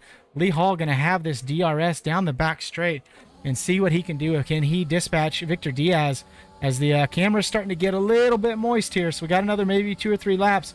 We'll be informed here shortly if race control decides to disable DRS. That is usually my first indicator that it is time to start thinking about the wets. Once you start seeing those rooster tails, as my boys Hunte and PBJ would say, if there's rooster tails, it's time for wets. Until you see that rooster tail, you just push through as tough as you can. Generally, when the DRS is disabled, that is the time to go in if you already have it. You can go. There are times where you can go in earlier, but generally the DRS, as soon as the DRS turns off, you have to go in. Otherwise, you're going to you're just not gonna the slick start's just not gonna work anymore. All right, so the top 4 stay out. They are not concerned about the wet conditions yet, so we might have a little bit of a greasy track, not damp yet. Ryan Zebra picks up a 3-second time penalty. Not ideal when you're already in P17 and it's starting to rain and things are going to get real crazy here. Lee Hall is down to half a second on Duncan McCamick. He's reeling him in lap by lap here, but the weather may have something to say about this. And Travis Robinson's keeping a really good gap here with Eric McNerney. And we've got a yellow flag in Sector 1. Looks like Damien potentially had a bit of an issue. And we've got Razor Senna spun just before the S's. So unfortunate for him. It's Tom, not Razor. Oh, it was Tom. Okay. Tom, yeah. Ryan Zebra, first one into the pits. Let's see what he does. Is he going to slap on the wet tires, or does he merely have damage? He is going to the intermediate. So, folks, this is where everything changes. Ryan Zebra, first one on, and here's when it gets greasy and starts moving to damp into wet. The drivers can make huge mistakes. It can cost them everything in this race. Ryan Zebra early on it and may be able to take advantage of being the first one onto the wets. So we'll see what that transition looks like for him. Travis Robinson does take that spot from Eric McNerney up into P4. So do the Alpines double stack? Do they do the big brain strat that we saw at Spa in season 1, where Peter Giordano and Bronson Stafford were running in back to back and didn't want to double stack, and we're already starting to see it right now. Ian's going to drive off just a little bit. Peter's going to back up to make sure they don't double stack and end up losing that spot to Jason Pelter. So really smart communication here in the Alpine garage. You love to see stuff like that as long as it doesn't affect the other drivers. And Ian is into the pits. Peter needs to slow up probably just a little bit more, and we'll see how bad this double stack is and if anyone's brave enough to stay out one more lap. Oh man, they didn't hold up Jason at all, so it's still going to be a double. There's a DRS disabled. Usually, once you start seeing the little shininess on the track, that's when you know it's time to put inters on. So Peter did have to sit there and wait just a minute. So is he going to end up losing out a spot here? Right now, he is behind Jason Pelter. So advantage Jason Pelter. Double stack did its job. The Alpines should have spread that gap out just a hair more. We got a spinner in Sector 3. It looks like potentially NVA. No, he's got it in the is it Sleek? Yeah, it looks like Sleek may have had a moment coming into the pits. That's a really tight pit entry. If you're going too quickly, you can definitely slide on through. Beamer decides to stay out on the medium tires. He thinks he can do one more lap of work on him. Oh, it's not working. It not is at all. not. No, yeah, that did not work at all. No. Yeah, momentary advantage for a major loss here as he's going to drop down the order. It looks like Lee Hall, Victor Diaz. Where's Duncan McCamick? Duncan McCamick's going to get the spot from him. And he's got to be real careful here not to cause an incident because that would be bad. What's most important, though, about what we saw in the pits isn't that Peter came out behind Jason, is that he stayed in front of Travis. So now Travis has to battle him, and Peter can do his best to create more time for his teammate. And Ian's already still is way out in front of both of them. Almost 4 seconds in gaining. Ian's another one who's really good on the wets. And I want to give a shout out to Siggy here because I didn't see this in any other chat. And I make it a point not to go into the other team's chats. But I didn't see anyone else except Siggy this week suggest that a wet practice would make sense. Because it doesn't rain in Austin. It doesn't rain on a race weekend in Austin, except that it did last year for the NASCAR event, except that it is right now in Division 1 in Zoom Racing League. Yeah, but NASCAR's pretend, so that didn't actually happen. Ooh. All the shade to the American audience from the American Big Mama Frank. He wants all the smoke, folks. He is not scared. Oh, Flossie had a bit of a moment. Probably drove straight through a corner. Got a 5-second time penalty. You can get those real easy if you lose control and spin through a corner. The game is real silly about that. And so here's the deal, Big Mama Frank. Everyone's stopped now. Is there any worry at all in your mind that these inners don't last to the end? I mean, they're a really hardy tire. They're made for the weather. You don't experience the same heat in them as you do the dry compound. So they're really not a reason to stop unless you have damage, right? Yeah, unless it's wet, unless we get another swing in weather, everyone should finish on these tires. And the other thing to keep in mind is now that the DRS is disabled, and now that and just the nature of this track, it's because it's such a tricky track. Overtaking, we're just not going to see very many overtakes for the rest of the race. So Travis may be stuck where he's at now. Jack Pemberton into the pits with a wing change and another set of tires. So that is one thing I would like to see in the game. I'm not sure exactly how the Formula One regulations work. If you can go in just for a nose change or if you have to change the tires, I assume you do. But it'd be nice if you could go in and just change the wing damage. Ryan Zebra is out of the session. Where did he lose it? He lost it on the exit of turn 1. And there's a safety car. So now is the question. You don't come in, right? You have to stay out. It's only been 1 lap on the intermediates. Yeah, no doubt. You have to stay out. If you go in, you're going to lose too much. You're going to lose track position, and track position is going to be the most important thing for the rest of this race because overtaking is so much harder on the wets and without DRS. Because as we've seen before, most of the overtakes that we've seen, pretty much all of them, have been on the back straight with DRS. All right, folks. So this is a good time as we're just going to kind of watch the cars trundle around here for at least 2 laps, possibly 3, depending on how tight the field gets bunched up. If anybody else has any damage, has to go in and get it fixed. So make sure this is a great time to like, subscribe. Tell me in the chat who your favorite driver is. Even if they're not going to win, who's your absolute favorite driver? Who do you look up to besides me and Big Mama Frank? Who is it that inspires you? Who's somebody that you wish you could drive like?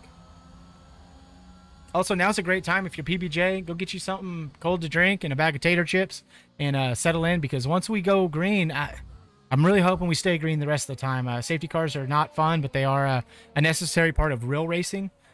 Big Mama Frank, I don't know if you saw it earlier today, but the GT3 cars in real life in Imola today had a couple of crazy things. Under a safety car, a Bentley runs into the back of a Lamborghini, and it was just carbon fiber everywhere. Just absolutely exploded the car. It was so crazy to see.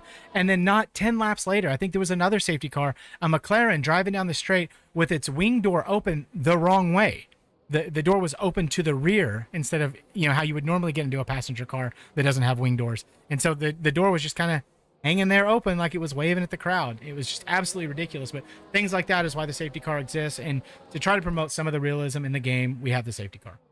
Yeah, and the other thing that's nice is, it kind of gives people an opportunity, like a second chance. If no safety cars ever happen in game, then it's the first mistake, your race is over. You might as well just quit because you're just going to be driving by yourself for the rest of the race.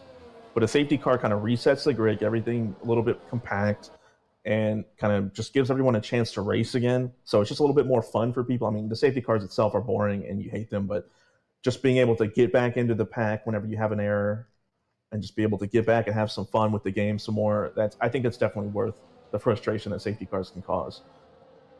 I want to say hello and welcome to Guac, who just joined the Discord. For those of you that aren't in our Discord and might be interested, the link is in the description of the video. Okay. But well, shout out to Guac. He is one of the admins for the ORL Racing League. I think they call themselves the Odyssey Racing. They just rebranded themselves, which is like a midweek in North American and European racing league. I am in their division. I'm in their tier 1, and their season starts next week. So perfect. Well, cool shout out to ORL. Shout out to Misfits Racing League, Champs Racing League, IJRL. We have a lot of different leagues that we've been doing more partnerships with because that's the thing as a community is we don't want to get too tribal and too entrenched. Like we can do our tribalism within our Discord, like Mercedes versus Honda versus Ferrari, who's terrible. But we want to be able to reach out and give people other places to race.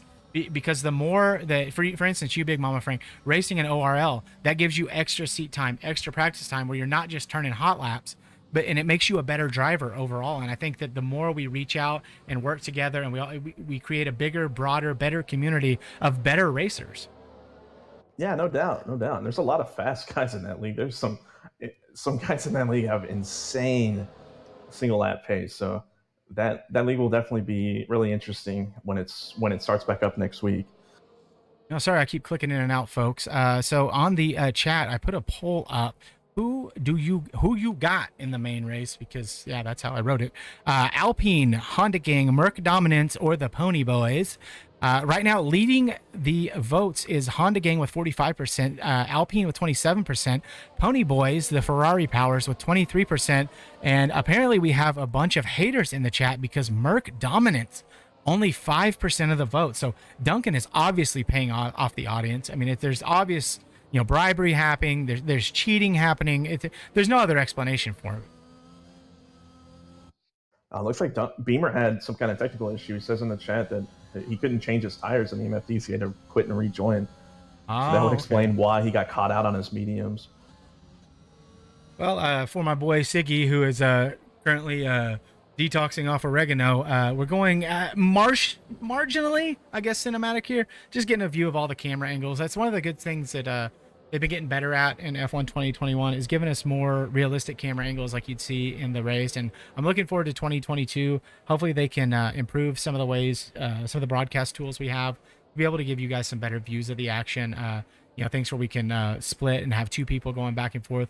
We had a really cool interleague two-man teams from I think 5 different leagues that we did with a bunch of different leagues, and they did a race at Silverstone. And one of the things that they did is they have their 2 spectators running 2 machines in one room, I guess. And so one person was controlling 2 sets of cameras, and the commentators were just free to just commentate on what was actually happening. The way it's stuck now, you only have 2 spectators, and one of them has to control the camera for the broadcast. And so it's a little bit cumbersome. It's a little bit silly. But it'd be nice to see those tools get improved. Yeah, we just need one of them anonymous donations from one of these American billionaires we have, since we have so many of them. Oh, wouldn't that be beautiful? So I'm gonna have one more lap here under the safety car as our fella down in PD19, Mr. Sleek, the Canadian driver of the Ferrari, backs us up, gets the pack back together. Now I've got a glitch. I've got an Alpine and a Haas ahead of the safety car on screen, because that makes sense. Let me see what's going on here. That's not good. So it looks like they've overtaken the safety car on screen, and they're going very, very slowly. That's how it looks on mine too. They're both in front of the safety car. The safety car's like a part of the grid right now. This is really confusing. So Pete, I hope we don't have to remake, because rain in Austin is very unique. And so the safety car is giving them the green light. So there is a green light on the back of the safety car, and you have to assume that these guys are getting a message on their screen to overtake the safety car. As long as that green light that we saw there on the rear light bar of the Mercedes AMG GT3 safety car, as long as that green light is lit, you can overtake the safety car. Now, typically, that is intended for cars that are lap or laps down, not to bring up the trouble and trauma of Abu Dhabi again. And the safety car is pulling off to the left and allowing the entire field to lap it. So congratulations, Codemasters. Your game is brilliant once again. But yeah, it's the safety car letting everyone through. That I don't know that I've ever seen that. That is really strange. And so I wonder, sometimes, like when the safety car is deployed, it will sit tight outside the pit lane or in some place of the track and then ask everyone to overtake it for that first lap. Right. I wonder if maybe everyone just didn't do that, and so it just kind of messed up where the safety car was at, so it's finally just having them pass it now. Well, and this will be a pretty intense discussion. If for some reason everyone gets disqualified, do we remake and try to go the full 28 laps again and just make it dry and just let the race be what it is? Start from the positions they're in now, or do we go back to quali and start it all fresh? That's the admin team's going to have a fun time trying to figure this out. If it doesn't happen, I think making Division 1 race until 4 a.m. is probably the best option. Absolutely. So I'm wondering, does Ian have a delta on his screen? Because he seems to be going pretty quickly. It would be nice to see what the drivers have on their screens. Oh, yeah, thanks, Ethan. Appreciate that. Toto Rivas, are you the safety car driver? Because apparently he has dementia. So, Big Mama Frank, if you would do me, actually, I'll do it, folks. I'm going to grab one of our engineers real quick. So we're going to take a real short break, try to determine what's going on here. Safety car's moving again. So we'll see if Ian slots in behind it, and is the green light lit? The green light is out. We do have the flashing yellow. So, okay, everybody bunched back up. Everybody should be getting tight together again. Safety car should be in this lap. If Ian would get just a hair closer, I can make sure that green light is out. I believe it is. Old eyes and all. There we go. Flashing lights. Got flashing rain light, flashing yellow light. So, all right, folks, we're going to bunch the field back up, and Ian is going to lead us away for some green flag racing. There it is, safety car in this lap. So glitch, unglitched, and we are going to be back to wet green flags here shortly. Take a moment now to like and subscribe if you haven't. Feel free to mock me, call me the safety car driver if that makes you feel better. Of course, that reduces you down to Ethan's level, and I don't think that's what anybody wants right now. So we got 16 laps to go, and should be festive here in the rain.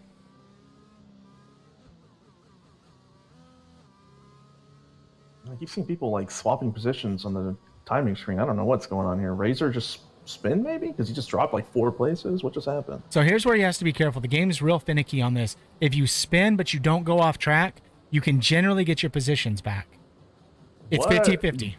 What is going on? Damien is now ghosted on the side of the track. It's this giant gap between him. Oh, this is the most eventful safety car of all time.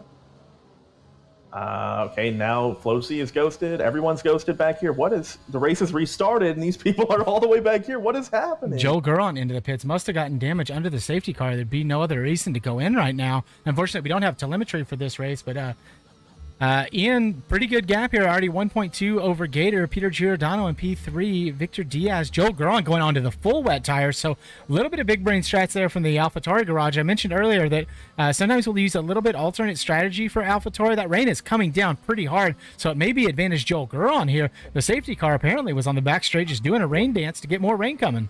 I'm wonder though, because we have this almost 14-second gap between 8 and 9 because of that bizarre moment we saw right before the safety car restart.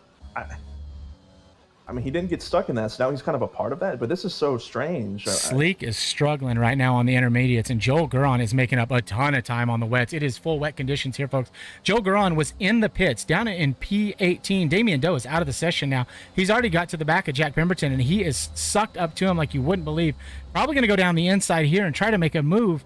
But the wet tires seem to be the tire of choice. So our front 7, it looks like all the way, our front 8 back to Eric McNerney, probably going to need to go in for those wets. And that was an early smart call by Joel Guron, the test dummy for the Honda garage, as he's easily got the traction. The wet tire is the tire of choice right now.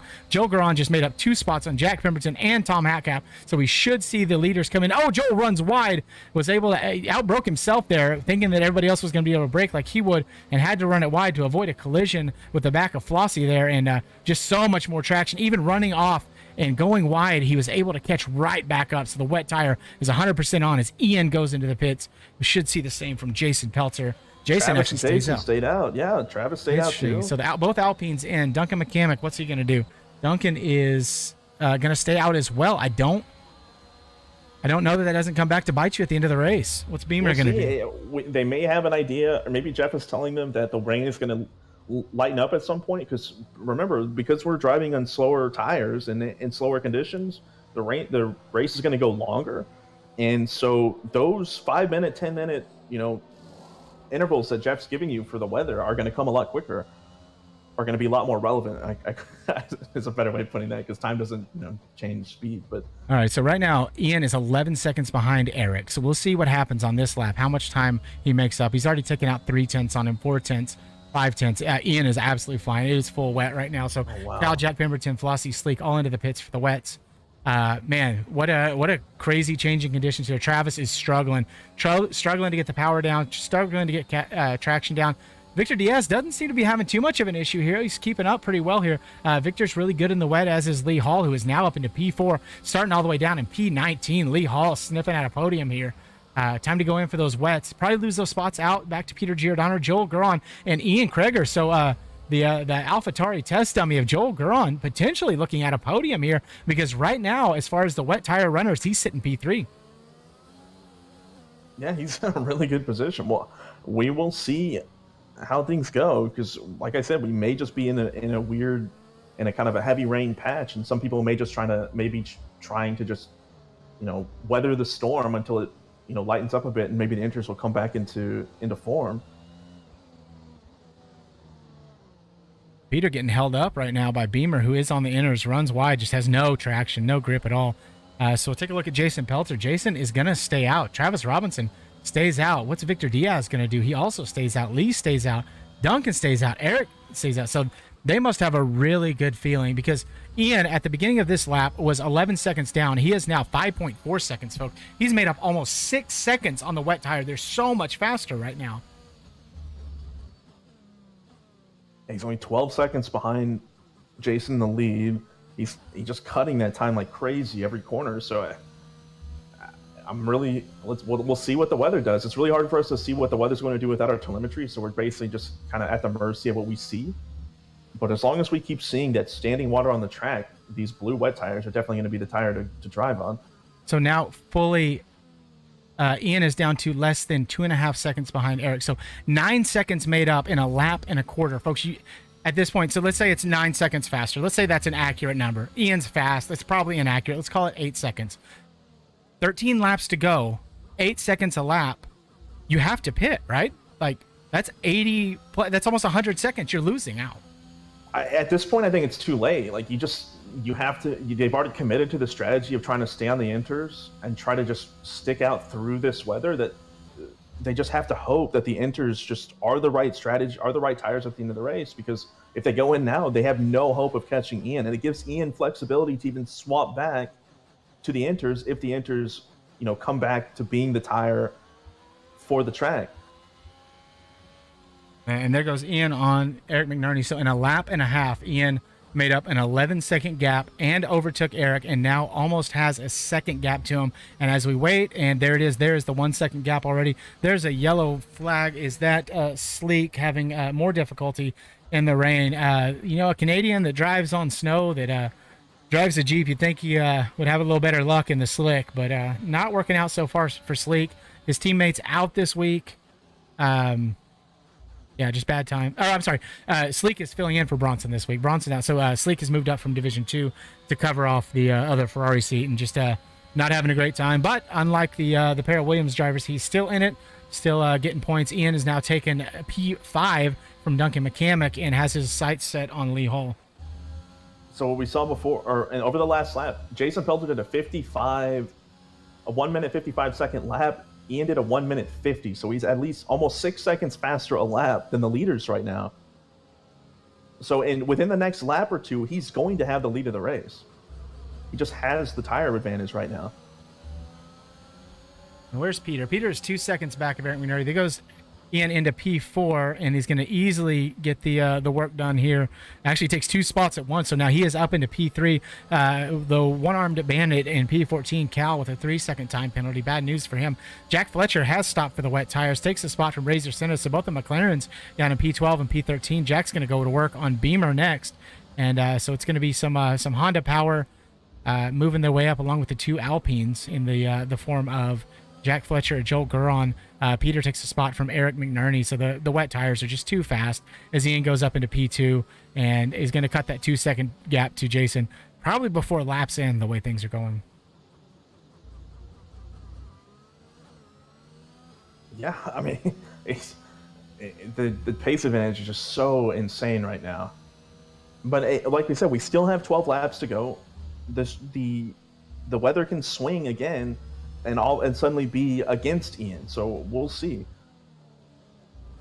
Ian's absolutely gonna have the lead after this straight, or after this next corner. No doubt about it. Especially right now, he gets on the battery. He's got the slipstream. He's got the better traction. He's got the better exit. Jason's gonna do his very best to hold him off. There's nothing you can do there. Ian has all the advantage in that moment.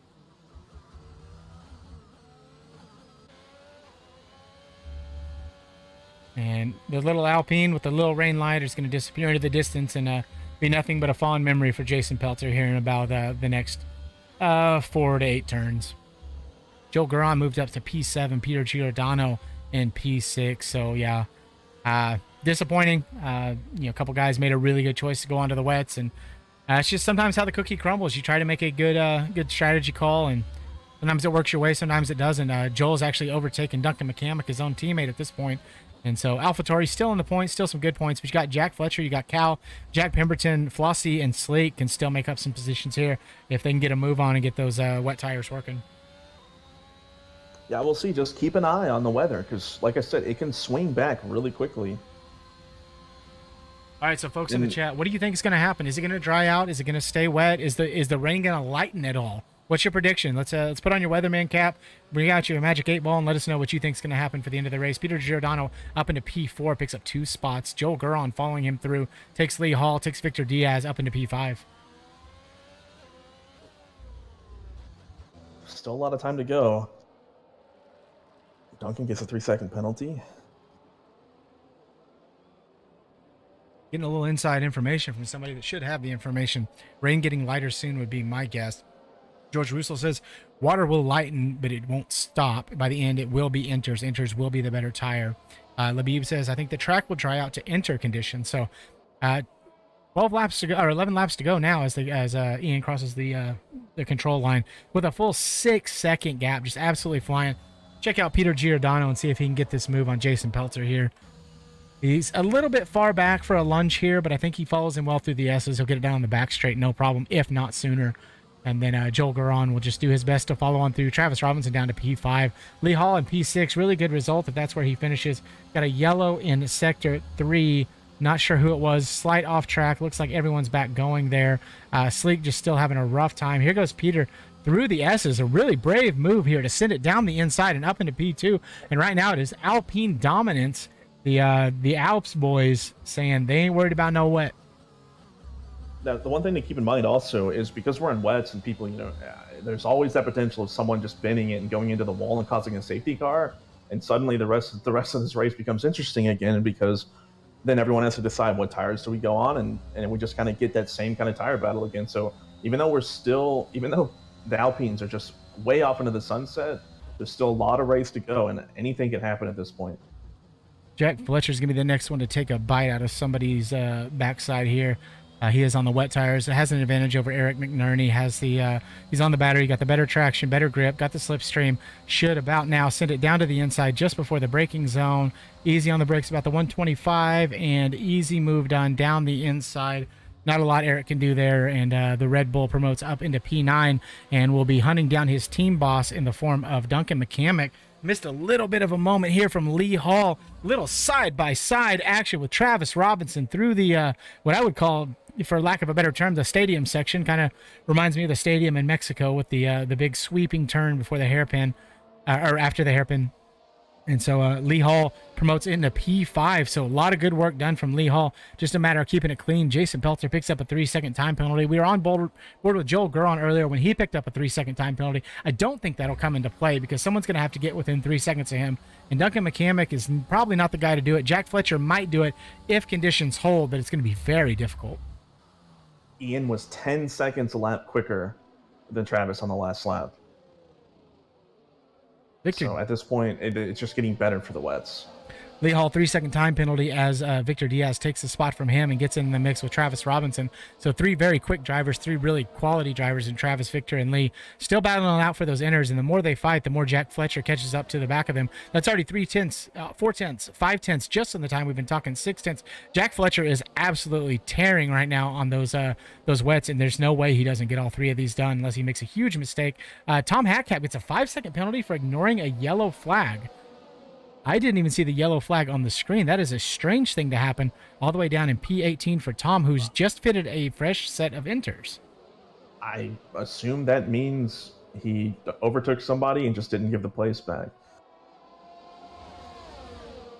Sorry, Tom is into the pits now.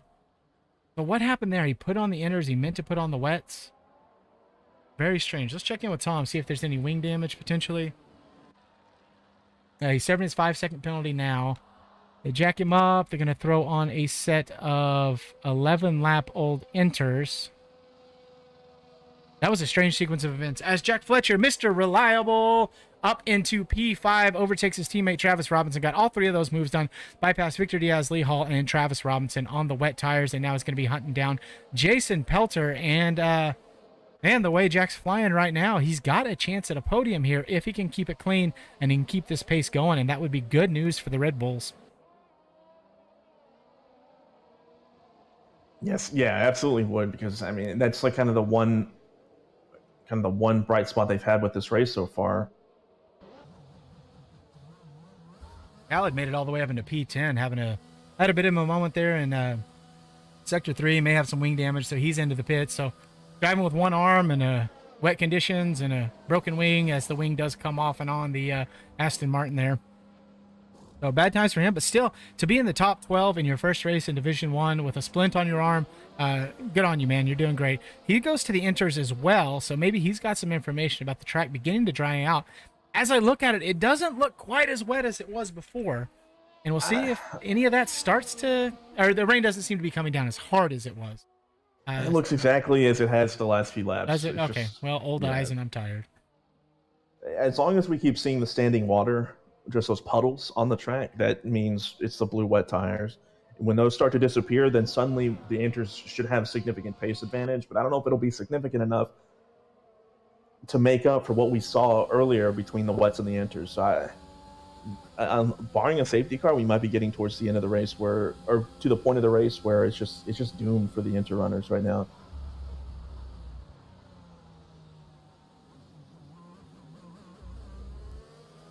Well, as we get close to, did Peter actually? Yeah, Ian Krager just actually lapped the Alpine of Tom, who's going back into the pits again. What's going on with Tom today? I wonder. Take a look here as he parks that Papaya McLaren into the pits. No wing change off the old Inters onto fresh Inters. I think there may be some confusion there in the Alpine or the McLaren garage. The good news is, folks, McLaren is losing me as team boss next year, and we'll be picking up one Adam Klein. Adam Klein will be, I guess, now the Zach Brown of the McLaren group for our next season. We are doing a big shakeup on how we handle as Jack Fletcher. Sorry to miss that, folks. Jack Fletcher does take that spot from Jason Peltzer, but Jason is not going to give up easily here. He's going to try to stay up there and hope that it dries out just a little bit. But we're going to be changing things up for next season. This time around, we had 4 team bosses. We had Josh Barnsley in charge of the Ferrari powers. I handled all the Mercedes duties. Duncan McCamick was the Honda/Red Bull powers, and Adam Klein had the Alpines. This time, we're going to have 10 team principals and have 10 different owners in charge of each team across all 4 of our divisions. That's right, you heard it, folks. We've got 4 divisions starting in next season. So we'll be racing on Saturday and Sunday nights. Probably still try to put on an academy race on Friday nights. That is still in the works. But so far, we have announced myself as the Mercedes boss. Duncan McCamick will be in charge of Red Bull. And Peter Giordano, who's currently sitting in P2, who started out in the Aston Martin, big Ferrari guy, Italian heritage. He's going to be running the Ferraris, and Adam Klein will be running the McLarens starting from next season. And we've already secretly announced that I will be running Andretti when they come in next season. So guaranteed. I will not be doing the next season. I will say this though, I think Duncan might actually push back on that, because this is a dude. He's from Indiana. He loves his Indiana motorsports, loves the Indy 500, loves IndyCar, loves the Andretti family. I could very much see him taking a step back from the Red Bulls, who he also loves. So yeah, you guys might have some discussions there. Yeah, that would make sense though. Yeah, Indiana, he's definitely big, man. We're still seeing about a 5-6 second a lap time difference between the wets and the Inters, at least between Ian and Travis. So it's, man, I wonder if they had an opportunity just to get back on the wets and try to save a couple of these positions that they've lost to both Joel and Jack for Travis. So this is definitely not the kind of race that they were hoping for.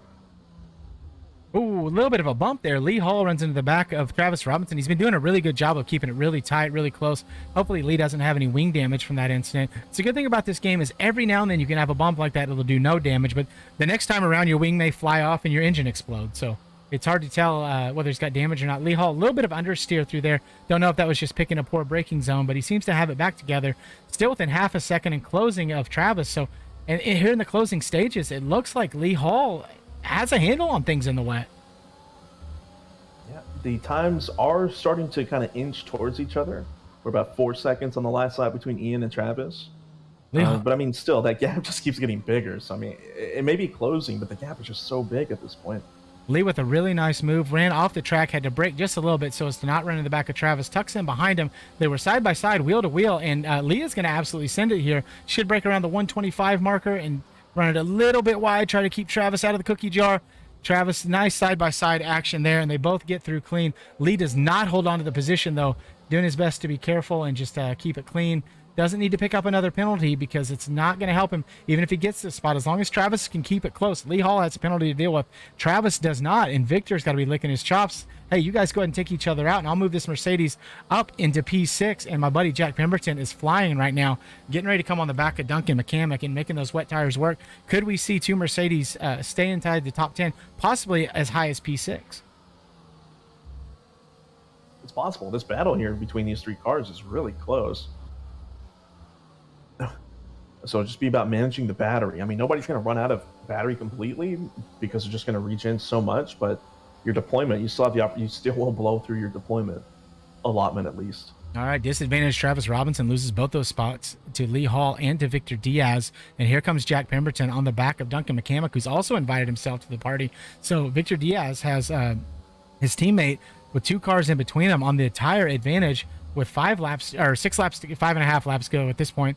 And so interesting here. A lot of Mercedes haters in the chat, but here they are doing work here towards the end. Going to be getting some really good points and moving up a little bit in the constructors, but I think the Red Bulls just a little too much of advantage there with Jack Fletcher in P4, Travis Robinson in P8. Got to wonder at some point. I don't think there's any chance Jack Fletcher is going to catch up to Joel at this point. All right, I am hearing it is now time for the inters. The track is starting to dry just enough. Enough of a dry line has formed that the inters may be the faster tire now. We will watch Jason Pelter 5 seconds back, or 5.8 seconds back from Jack Fletcher. Lee Hall 8.7 seconds behind Jason. We'll see if those times start to get a little bit faster. Does Jack Pemberton start to lose a little bit of that 1.7 gap to Duncan McCamick? And yeah, Jack in that one corner just lost 6 tenths. Now up to 9 tenths. Now a full second he's lost to Duncan McCamick. I think Ian has, on this lap, they have the opportunity, if they want to pit for inters, fresher inters. Joel Garon into the pits for inters. Jack Fletcher into the pits. Yeah, just to try to secure it. They have the gap. Ian has the gap to do it.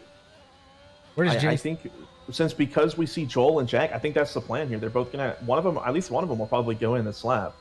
Race up to turn 1. Joel Garon does come out just ahead of Jason Pelter. So if Ian or Peter has to go into the pits, that's Jason Pelter on the podium if he can hold it together. Jack Fletcher into the pits for the inters as well. So things rapidly changing. Jack Pemberton off the wets. Everybody on the inters except for the 2 Alpines. They have a pretty good gap of 20 seconds to Joel Garon. But if the inter is the faster tire, as Joel is just slashing away, 4 tenths now, 5 tenths now, 6 tenths now, 7 tenths now. He's slashing away that little bit of a safety gap that they thought they were going to have. Joel Garon is on, and I don't want to broadcast curse him. Joel Garon may be on for the win here. Well, he does have the penalty, so that's going to be something that comes into play. But at the same time, the previous lap before this one, Jason Pelter was able to cut 3 seconds or lap 3 seconds faster than Ian. So I will see when they go across the line for this lap if they don't go in to see what the gap is now. But they are definitely going faster. But like I said before, they still have the opportunity to pit. They will be on fresh tires, and Joel still has the penalty. So I think that's what they have to do. They have to. They necessarily don't have. If it's only 3 seconds a lap, they're not necessarily forced to pit, though.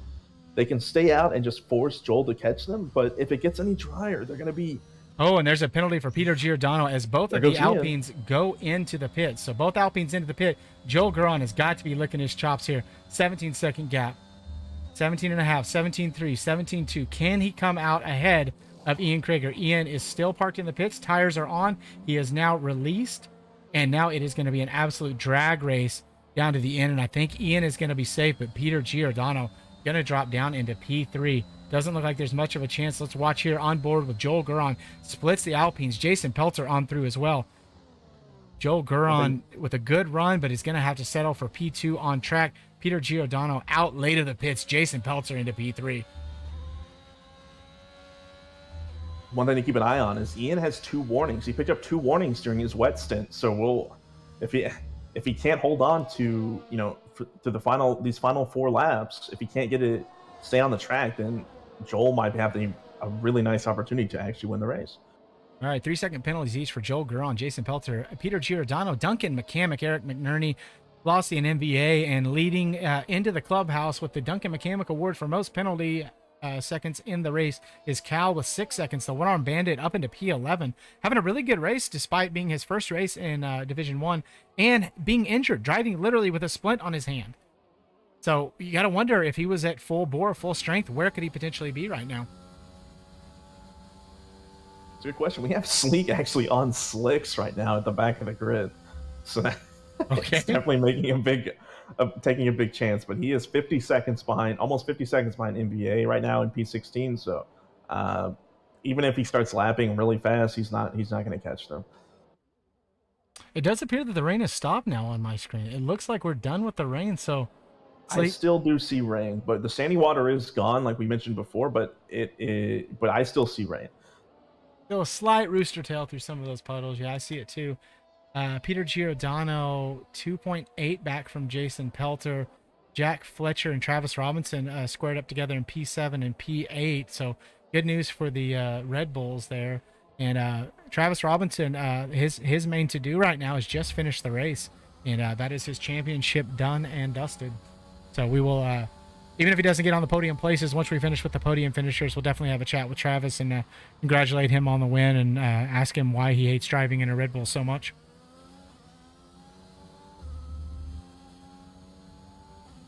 Yeah, but Joel doesn't seem to have the same pace as Ian right now, so even with the penalty, it looks like Ian is just going to kind of coast into this victory.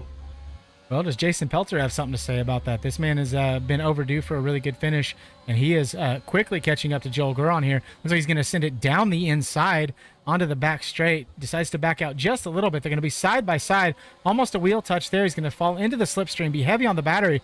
A lot of ERS use now the track is starting to dry out. A lot of drivers are driving around with 80 and 90% battery there for several laps. Now that you have a little bit more grip, it's a little bit drier, you can use a little bit of that. Joel covers off nicely the inside, and we're going to go around the outside. Jason Pelter keeps it clean and careful, and he's going to try to set him up here on the next lap. Now, we mentioned earlier at the start of the sprint race that the Haas cars just seem to be cursed, but so far, I mean, Jason's has had himself one heck of a race. It is down to the end of the season. It is time for the guys to start putting on their best face to get ready for the draft. They want to try to improve their standings, get in a better car, better team. They want to drive for Mercedes and probably nobody else. So Jason Pelter fighting for a Mercedes seat right now, if I had to guess. That's probably what it is. He's probably motivated. He probably wants that Rivas boss, dude. Because from experience, dude, it's pretty fun. It's pretty fun to have Rivas as a boss. It certainly could be worse. That's for sure. Could have Duncan McCamick as a boss. Ugh. True. I imagine Duncan I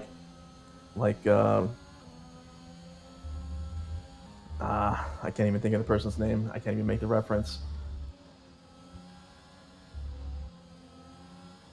Jason's starting to struggle just a little bit here. Peter's closed that gap up. He's now within 2/10. So they're going to have to hold on here for this through this penultimate lap, and then one lap of bravery and defense and getting that Haas as wide as possible, and he's going to be on the podium. And Peter goes real deep in the braking zone, just absolutely flies past Jason. Advantage Jason there. That 2/10 of a gap is now down to 8/10. Beamer MG takes P12 from Jack Pemberton. Take a look back there and see what the Mercedes driver has for us. And Jack working his way through the S's. As long as he can keep it clean, there'd be some good points here for Mercedes. Jack was all the way up right behind his teammate Victor Diaz when the weather dried out just a little bit. So all the advantage that was gained on the wet tires negated once we went back to inners. Yeah, the weather did swing pretty quickly there, so clearly these guys had a little bit more information than we did regarding the weather, and they were able to, kind of weather the, that heavy rainfall we had in the middle of the race. It just didn't swing back quick enough for them to be able to really take advantage of, that end of the wet stint for the people in front. I'm really proud of you for that, Pom. Good job. All right, so Peter Giordano sucking all the way back up to Pelter. He's got a huge pace advantage, and it's not surprising. He's our back-to-back champion. The kid's just a driver. He loves racing, despite wanting to drive a Ferrari for some reason. But yeah, to see him catch up to the back of Jason here, not surprising. But we are on the final lap, folks. This is it. We're done. It's been a long night. Good qualifying, really interesting sprint race. A little bit of everything, a little bit of damp, a little bit of greasy, a little bit of moist, a little bit of full wet. And here we are on the inners, and advantage to Joel Guron, who was one of the first to go on the wets, one of the first to go back onto the inters, and really good showing from him. So Ian Krieger, Joel Guron, Jason Pelter, Peter Giordano, Lee Hall has got to be my driver of the day, coming from P19. A little contact there between Peter and Jason Pelter, a little wheel to wheel, a little bang, a little skip, a little stutter. They kept it clean, but I think I got to go Lee Hall for my driver of the day, going from P19 to P5. And that little incident between Peter and Jason, Lee's got his nose in there. Oh, and a little bit. I think this is an issue with Lee, because earlier he overtook Tom and jumped back on the screen. Right there, it looked like Peter jumped back and about killed Lee there. So that was weird. That was really strange. It looked like the cars almost collided. I don't see any wing damage, but that was just a really bizarre moment of latency. And Lee Hall is hosting the session. He and Peter are both East Coast, as far as I know, so it shouldn't really be an issue. But it appears that there was in that moment. So, where's Travis Robinson in all of this? Yeah, he's going to stay down in P6. So Ian Krieger crosses the line. Mr. Alpine gets it done. P1. Joe Guron on the podium. P2. Congratulations to him. Jason Pelter, the Gator, has arrived in the house in P3. Amazing race from him. Really happy for him. Peter Giordano in P4. Lee Hall, P19 to P5. My driver of the day, Travis Robinson, and Jack Fletcher, the Red Bulls, P6, P7. Travis Robinson is your driver's champion. Victor Diaz in P9. Duncan McCamick, P10. Eric McNerney in P10. Eric McNerney just crashes on the straight after crossing the line. Congratulations to him. Cal also just bends it for no apparent reason. Congratulations to him. Oh, Cal has not crossed the line. He drops down to P12. Oh no, the one-arm bandit has had an issue, spun a little bit too early. Drops 3 positions as a result. P14 for Cal. Oh, no. Razor Senna and the McLaren down to P15. NBA and P16. Sleek and Tom are already AI, not going to get to finish a lap, finishing a couple laps down. Bad races all around for them, but man, a lot of entertaining races. Man, this was a fun night, fun race. Coda never fails to deliver. Joel Guron, driver of the day. I can't argue with that. The game is probably right. Joel had that incident early on and had to come back from a lot, but yeah, you can make the argument either way, right? And Joel Guron getting a podium, Lee Hall, P19 to P5. You could go either way, right? Yeah, I mean, Joel spun twice. Like, he spun in the sprint race. He spun right at the start of the race, of the feature race. So, I mean, yeah, he went from literally last to 2 seconds. So, yeah, that was an amazing race. He was helped by the weather and a safety car, but still, he still did it. So, it was a very, very impressive race from Joel. Really good stuff there. And I don't know if I can do the math this quickly, but I think that also means that Red Bull have wrapped up the constructors. So, if anybody that's smarter than me at math wants to go back and do that math for me, if they wrapped up the constructors, then we'll also get Jack Fletcher and Duncan McCamick in here and talk to them as well. But either way, it looks like Red Bull is going to be doing a lot of celebrating, not only tonight, but next week as well. And taking a look here, waiting room, but every tire compound except the hard tire was used this. That's something you don't see very often. Get all the times here on the screen. Fastest lap to Jack Fletcher, so bonus point for the Red Bulls there. 134.5. We had several drivers not do anything close to that, including Razor Senna with a shocking 137.1 for his best time. Just he's really a dynamic driver, but that drive tonight was not dynamic. Only 2 cars DNF'd, only 1 safety car. So Division 1 slightly better than Division 2, but Division 3 still rules above all in terms of safety cars this year. You can't beat Division 3, man. That's just, Division 3 is the pinnacle of racing and is definitely the best league we have. They want to Our best. Go ahead. I was gonna say it's the best division we have, but yeah, go ahead. Hey, I want to say a big shout out and a farewell and a thank you to Flossie. I'm gonna say it wrong, but Gunmundur Flossie, one of our drivers from Iceland. He's been here for a couple seasons in Division 3. Filled in tonight on a whim at the last minute. We normally region lock Division 1, but we actually have a driver from Iceland that got to drive in Division 1. As far as I could tell, didn't have any lag issues. But tonight is his last race in in Zoom Racing League. He is no longer going to be able to continue with us in any of our divisions. He's got some real life stuff going on. He's got some stuff that he needs to take care of. And so Flossie, thanks for some good races, some good memories, some not so good memories. But you've been here, you've been pretty steady, and man, we just appreciate it and wish you the best of luck and whatever you do. And just know we've got a spot for you here later on if you want it.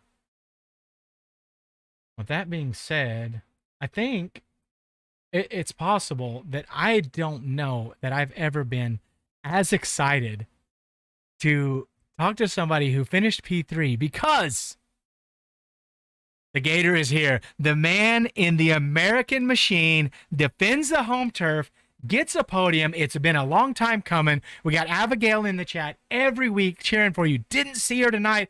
And I was like, oh no, what if this is the one? And it was. So Abigail, don't come in the chat anymore because Jason Pelter is here with a P3. Congratulations, man.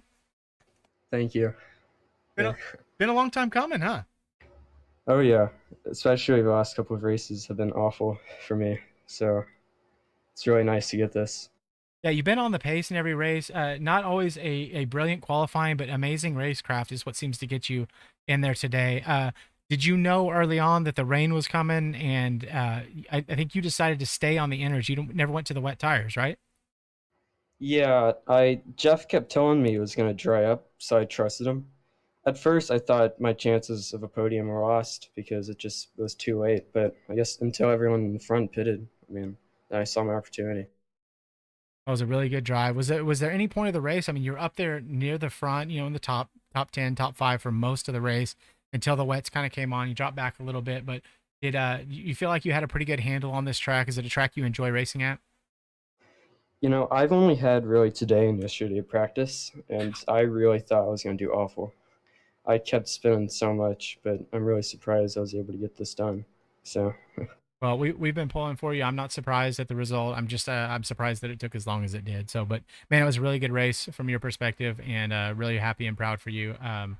What car do you think you're going to be gunning for next year? What's your preferred manufacturer? Where do you hope to get drafted? I'm gonna be. It's looking like I'll be in D2, but I'm looking for a Ferrari car, just not the Haas. I mean, it's great, but it's given me so much bad luck. I mean, I Wow, feel like I need to get a. The Haas is that's cursed, man. But maybe Yeah, you just broke the curse with this maybe. podium, I mean, man. we'll see in Australia. I've never really been the greatest there, but we'll see. Yes. well. I'm gonna go ahead and take this Italian red colored knife out of my heart and change my draft board now. But man, congratulations tonight. Really good drive. Really proud of you, Jason. Yeah. Thank you. See you, buddy. Um, All right. One of my favorite people to talk to, and we can't announce it yet, but there are rumors that I'm not going to be able to draft him next year, and it makes me big sad. But we are beyond the point when this should have happened. He was quick in a McLaren in season one. He's been quick in an AlphaTauri, and Mr. Joel Guron is on the second step of the podium. We talked a little bit about how a lot of times with you and Duncan, you're the alternate strategy mule. You were the first to go on wets. You very quickly went back onto the inters once it started to dry out. And so you were kind of the test bed for what could happen, and what could happen was a podium. I wasn't a test bed, bro. Oh, you had this handle from the beginning. You knew what to do. When it's rain, I know what to do. I'm the rain god here, so You heard it, folks. Joel, the rain god Goron. I'm changing your name in the Discord right I'm the now. first driver when it rains. Always, 100%, dude. That was an amazing performance. We're so happy. I struggled internally how much to put you on camera and how much to mention your name because I've cursed you several times, and I really wanted to avoid that. But yeah, it's Yeah. nice to see a little bit different podium, right? Like we expect Ian or Travis are probably gonna be on there, but you and Jason Pelter, and Jason seemed to have pretty good pace there at the end. Was there any concern he was going to catch up to you, or did you know you had that in hand? Uh, I had some concerns. I was on 5 warnings for like 6, 7 laps, and I was just like, "Yep, safety." And then Gator came and tried to battle me for a bit, and I held him off. And yeah, So we got it in. any surprises, and how'd you like the format tonight? It's a little bit different. We're doing the qualifying, sprint quali, and then the full race. It's a lot, right? Yeah, it's fun. I got shafted, but luck was on my side today. So do you think, just from your perspective and what you know about the inner workings of Zoom Racing, like, is this something you think we'll do again? And would you advocate to do another sprint quali and feature To race? be honest, I hope not. Really? Wow, spicy. Full quali. You would prefer full quali? Yeah, I think just sprint, just like a lot of aggression from drivers. And I don't know. I'm down for anything though. Cool. Well, you know what I'm down for is celebrating a podium for you tonight. So we'll let you get out of here and go start that celebration. And I hope this is the first of many to come. Yeah, shout out to Honda. Shout out to Duncan. Shout out to Revis. Atta Shout out to boy. Frank. All right, Joel. Thanks for stopping by and talking to us, Yeah. man. See ya. Hey, it's you again. Yeah, it is. Another podium, another win, more Alpine points. How you feeling right now, Ian? Pretty good. I would say so. You were quick the whole day. Even from the very beginning of the race, all through qualifying, all through the sprint quali. How do you like Coda? Is this a track that you enjoy? Yeah, it's okay. I don't enjoy it. I don't dislike it. That's just another track for you, huh? Yeah. So talk to me about the wet weather. I assume you guys kind of knew what was going on. The first pit stop we had before at Spa in season 2 had an issue where Peter was leading the race and Bronson was behind him, and they had to back up to avoid the double stack. Kind of saw Peter drop back a little bit, but it looked like he still had to wait just a minute there. Did you guys mess that up? I mean, it obviously still worked out fine for you, but do you think that little bit of a delay in the pit stop strategy hurt Peter at all? It definitely did. If he was maybe a second or less behind me, and we got that double stack clean, he maybe would have been in front of Gator and Joel.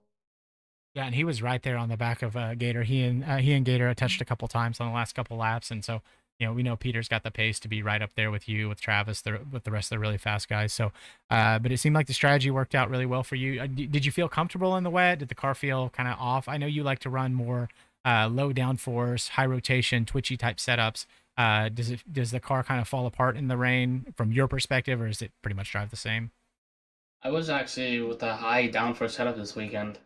Interesting. I was doing 10.8, and when I saw the rain, I was like, this might be my chance.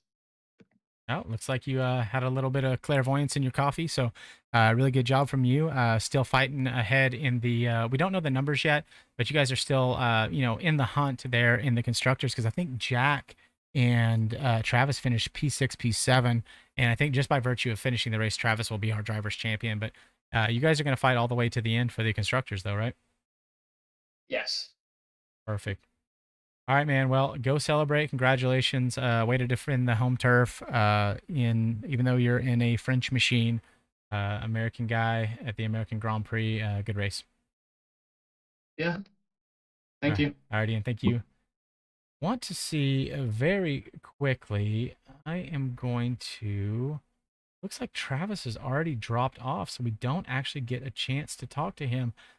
Travis does work in, well, I'm not going to tell you where he works, but he does work in an industry that a lot of things are very time sensitive. So he may be out of time for the evening, or he may just be out popping bottles on us.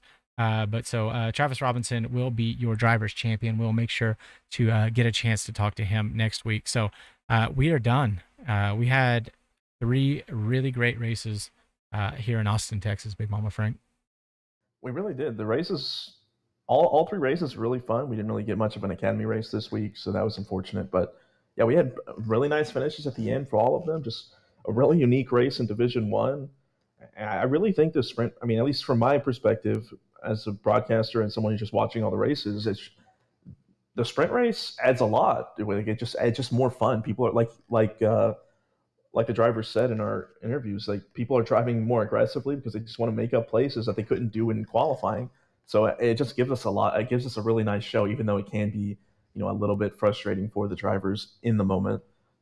And that's the hard thing, is balancing the clean racing between wanting to push ahead and needing to make up all those spots, especially when you're somebody like Lee Hall, made that huge stride, didn't get to qualify, started in P20, makes those huge strides in the sprint race, just push, a little bit of a spin, and now you're back at the back again. So all that work undone, but then it pays off with the P5 in the race. So yeah, it looks like we actually have Travis in the waiting room.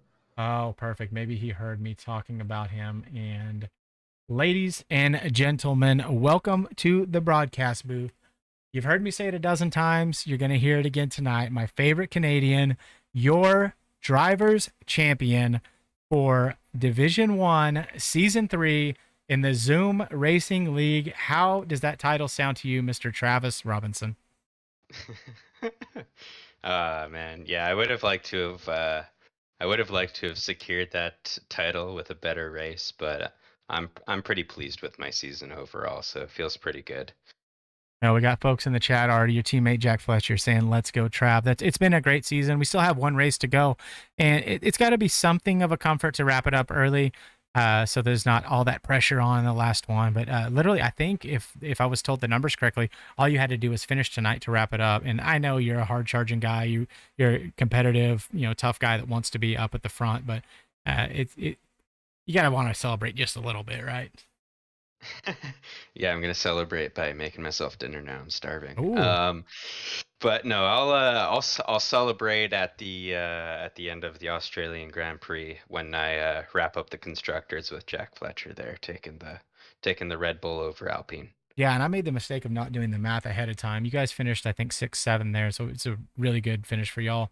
Um, but how close is it? Have you guys looked at the numbers yet? Do you know how close you are to wrapping up the drivers? Is it just a matter of one of you finishing and it's done? No, I think Jack was doing the calculations, and because of Ian and Peter's super strong performance today, they ended up closing the gap to I think 5 points. So it's literally coming down to probably a single position on next Sunday at Australia. Oh, there you go. Travis Robinson doing a better promotion job than I ever could. It's going to be a great race. It's going to be very competitive. Albert Park's a fun track. Do you have much experience there? I was telling the guys I haven't driven it since F1 2020, so Spicy. it's been a hot minute. But I'll put in a little bit of an effort. I'm actually away for the majority of next weekend, so I'll come back Sunday morning and try and get some laps in, and hopefully Jack and I can do the deed. So here's what I know about Travis Robinson. He just said he's not going to practice all week. He's on pole and winning, folks. That's just how it works. Like he's like, I don't know the track very well, haven't driven it, and just murders everyone. So I hope I'm not cursing you with this, but I have a feeling that's probably what's going to happen. It's not a super technical track. It's fun once you get in a groove, but yeah, I think you'll be just fine, buddy. I hope so. I'm pretty confident in myself too. All right. So, well, we'll ask you too. We asked a couple of the other drivers. What did you think about this format this weekend? It's something different, something kind of fun. Did you find it enjoyable? I think I was pretty vocal with Duncan the other day in the Red Bull or Honda chat that I really don't like this format. And one, it's because there's a couple of reasons. One, it's so long. Like it's like doing a full quali except for you're sweating the entire time. So for me, it's like an endurance thing where my hands are fucking cramping up. Excuse me, Oh, sorry. you're fine. But like my hands are cramping up, and like it's just a lot, and I wear gloves, so they're hella sweaty by Oh, the I end of believe, yeah. by the end of the race. And I also just like I worry about connectivity issues. This game, we kind of already saw it today, just like literally the safety car for whatever reason pulling to a grinding halt and just letting the entire grid go past it. But like I worry about this game all the time with its stinking connection issues and glitches, and we all know this game. So. Yep, it's super silly. Well, Travis, very happy for you. When you joined at the, I think, did you join at the beginning of last season or was it in the middle? Yeah, I joined like literally the week of the first race. Yeah. So I think I missed the first race or two in Div 1, but yeah. Yeah, but we knew right away you were going to be quick. I remember watching your Twitch streams from your Xbox League and kind of cheering you on there, and followed you there, watched you drive in ACC. You're a lot like Jack Fletcher and PBJ. It just seems like kind of we can just throw you in a car and you're going to go quick. And so it's been a delight watching you go from newcomer to now season champion. And yeah, man, look forward to a lot more of that, and let you go get your supper and celebrate. Yeah, thanks so much. And it's been a pleasure driving with ZRL so far. So I look forward to more seasons to come. And that is my mistake. I am sorry. Tonight and forever, this is ZRL, not ZRL, because my favorite Canadian said so. All right, Travis. Sweet. Thanks, guys. Thank you. Goodbye. All right, that's it, Big Mama Frank. 3 great races, 1 new champion crowned in Division 1, Red Bull champion crowned in Division 3. I think Duncan, I'm gonna be honest, I think he did this on purpose. I think he set the draft in such a way to give himself such good picks that I think I'm gonna be out for revenge next season. That's the only thing you can do, man. It's just, you have a rough season, you just got to come back and smoke the competition the next one. All right, Australia, Albert Park. What are your thoughts going into the next race weekend?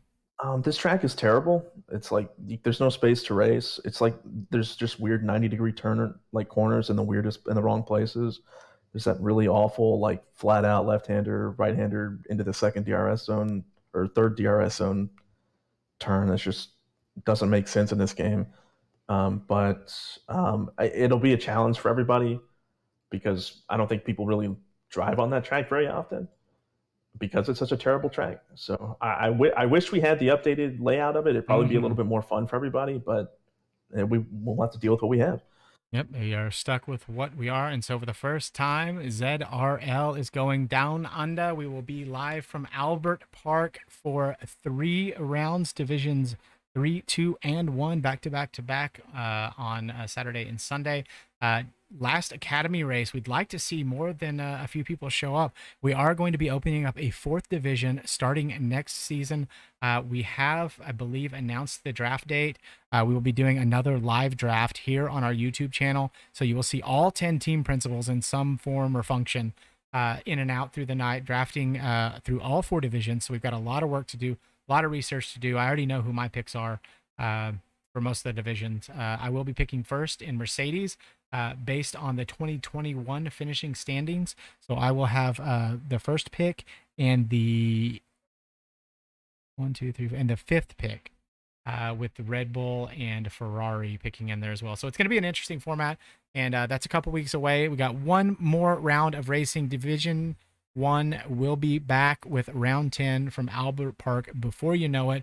Hopefully this Saturday morning we will have Wake Up with ZRL. If you're still watching right now and you haven't liked, you haven't subscribed, I just assume you're a terrible person and are going to remain that way because you should have already done it.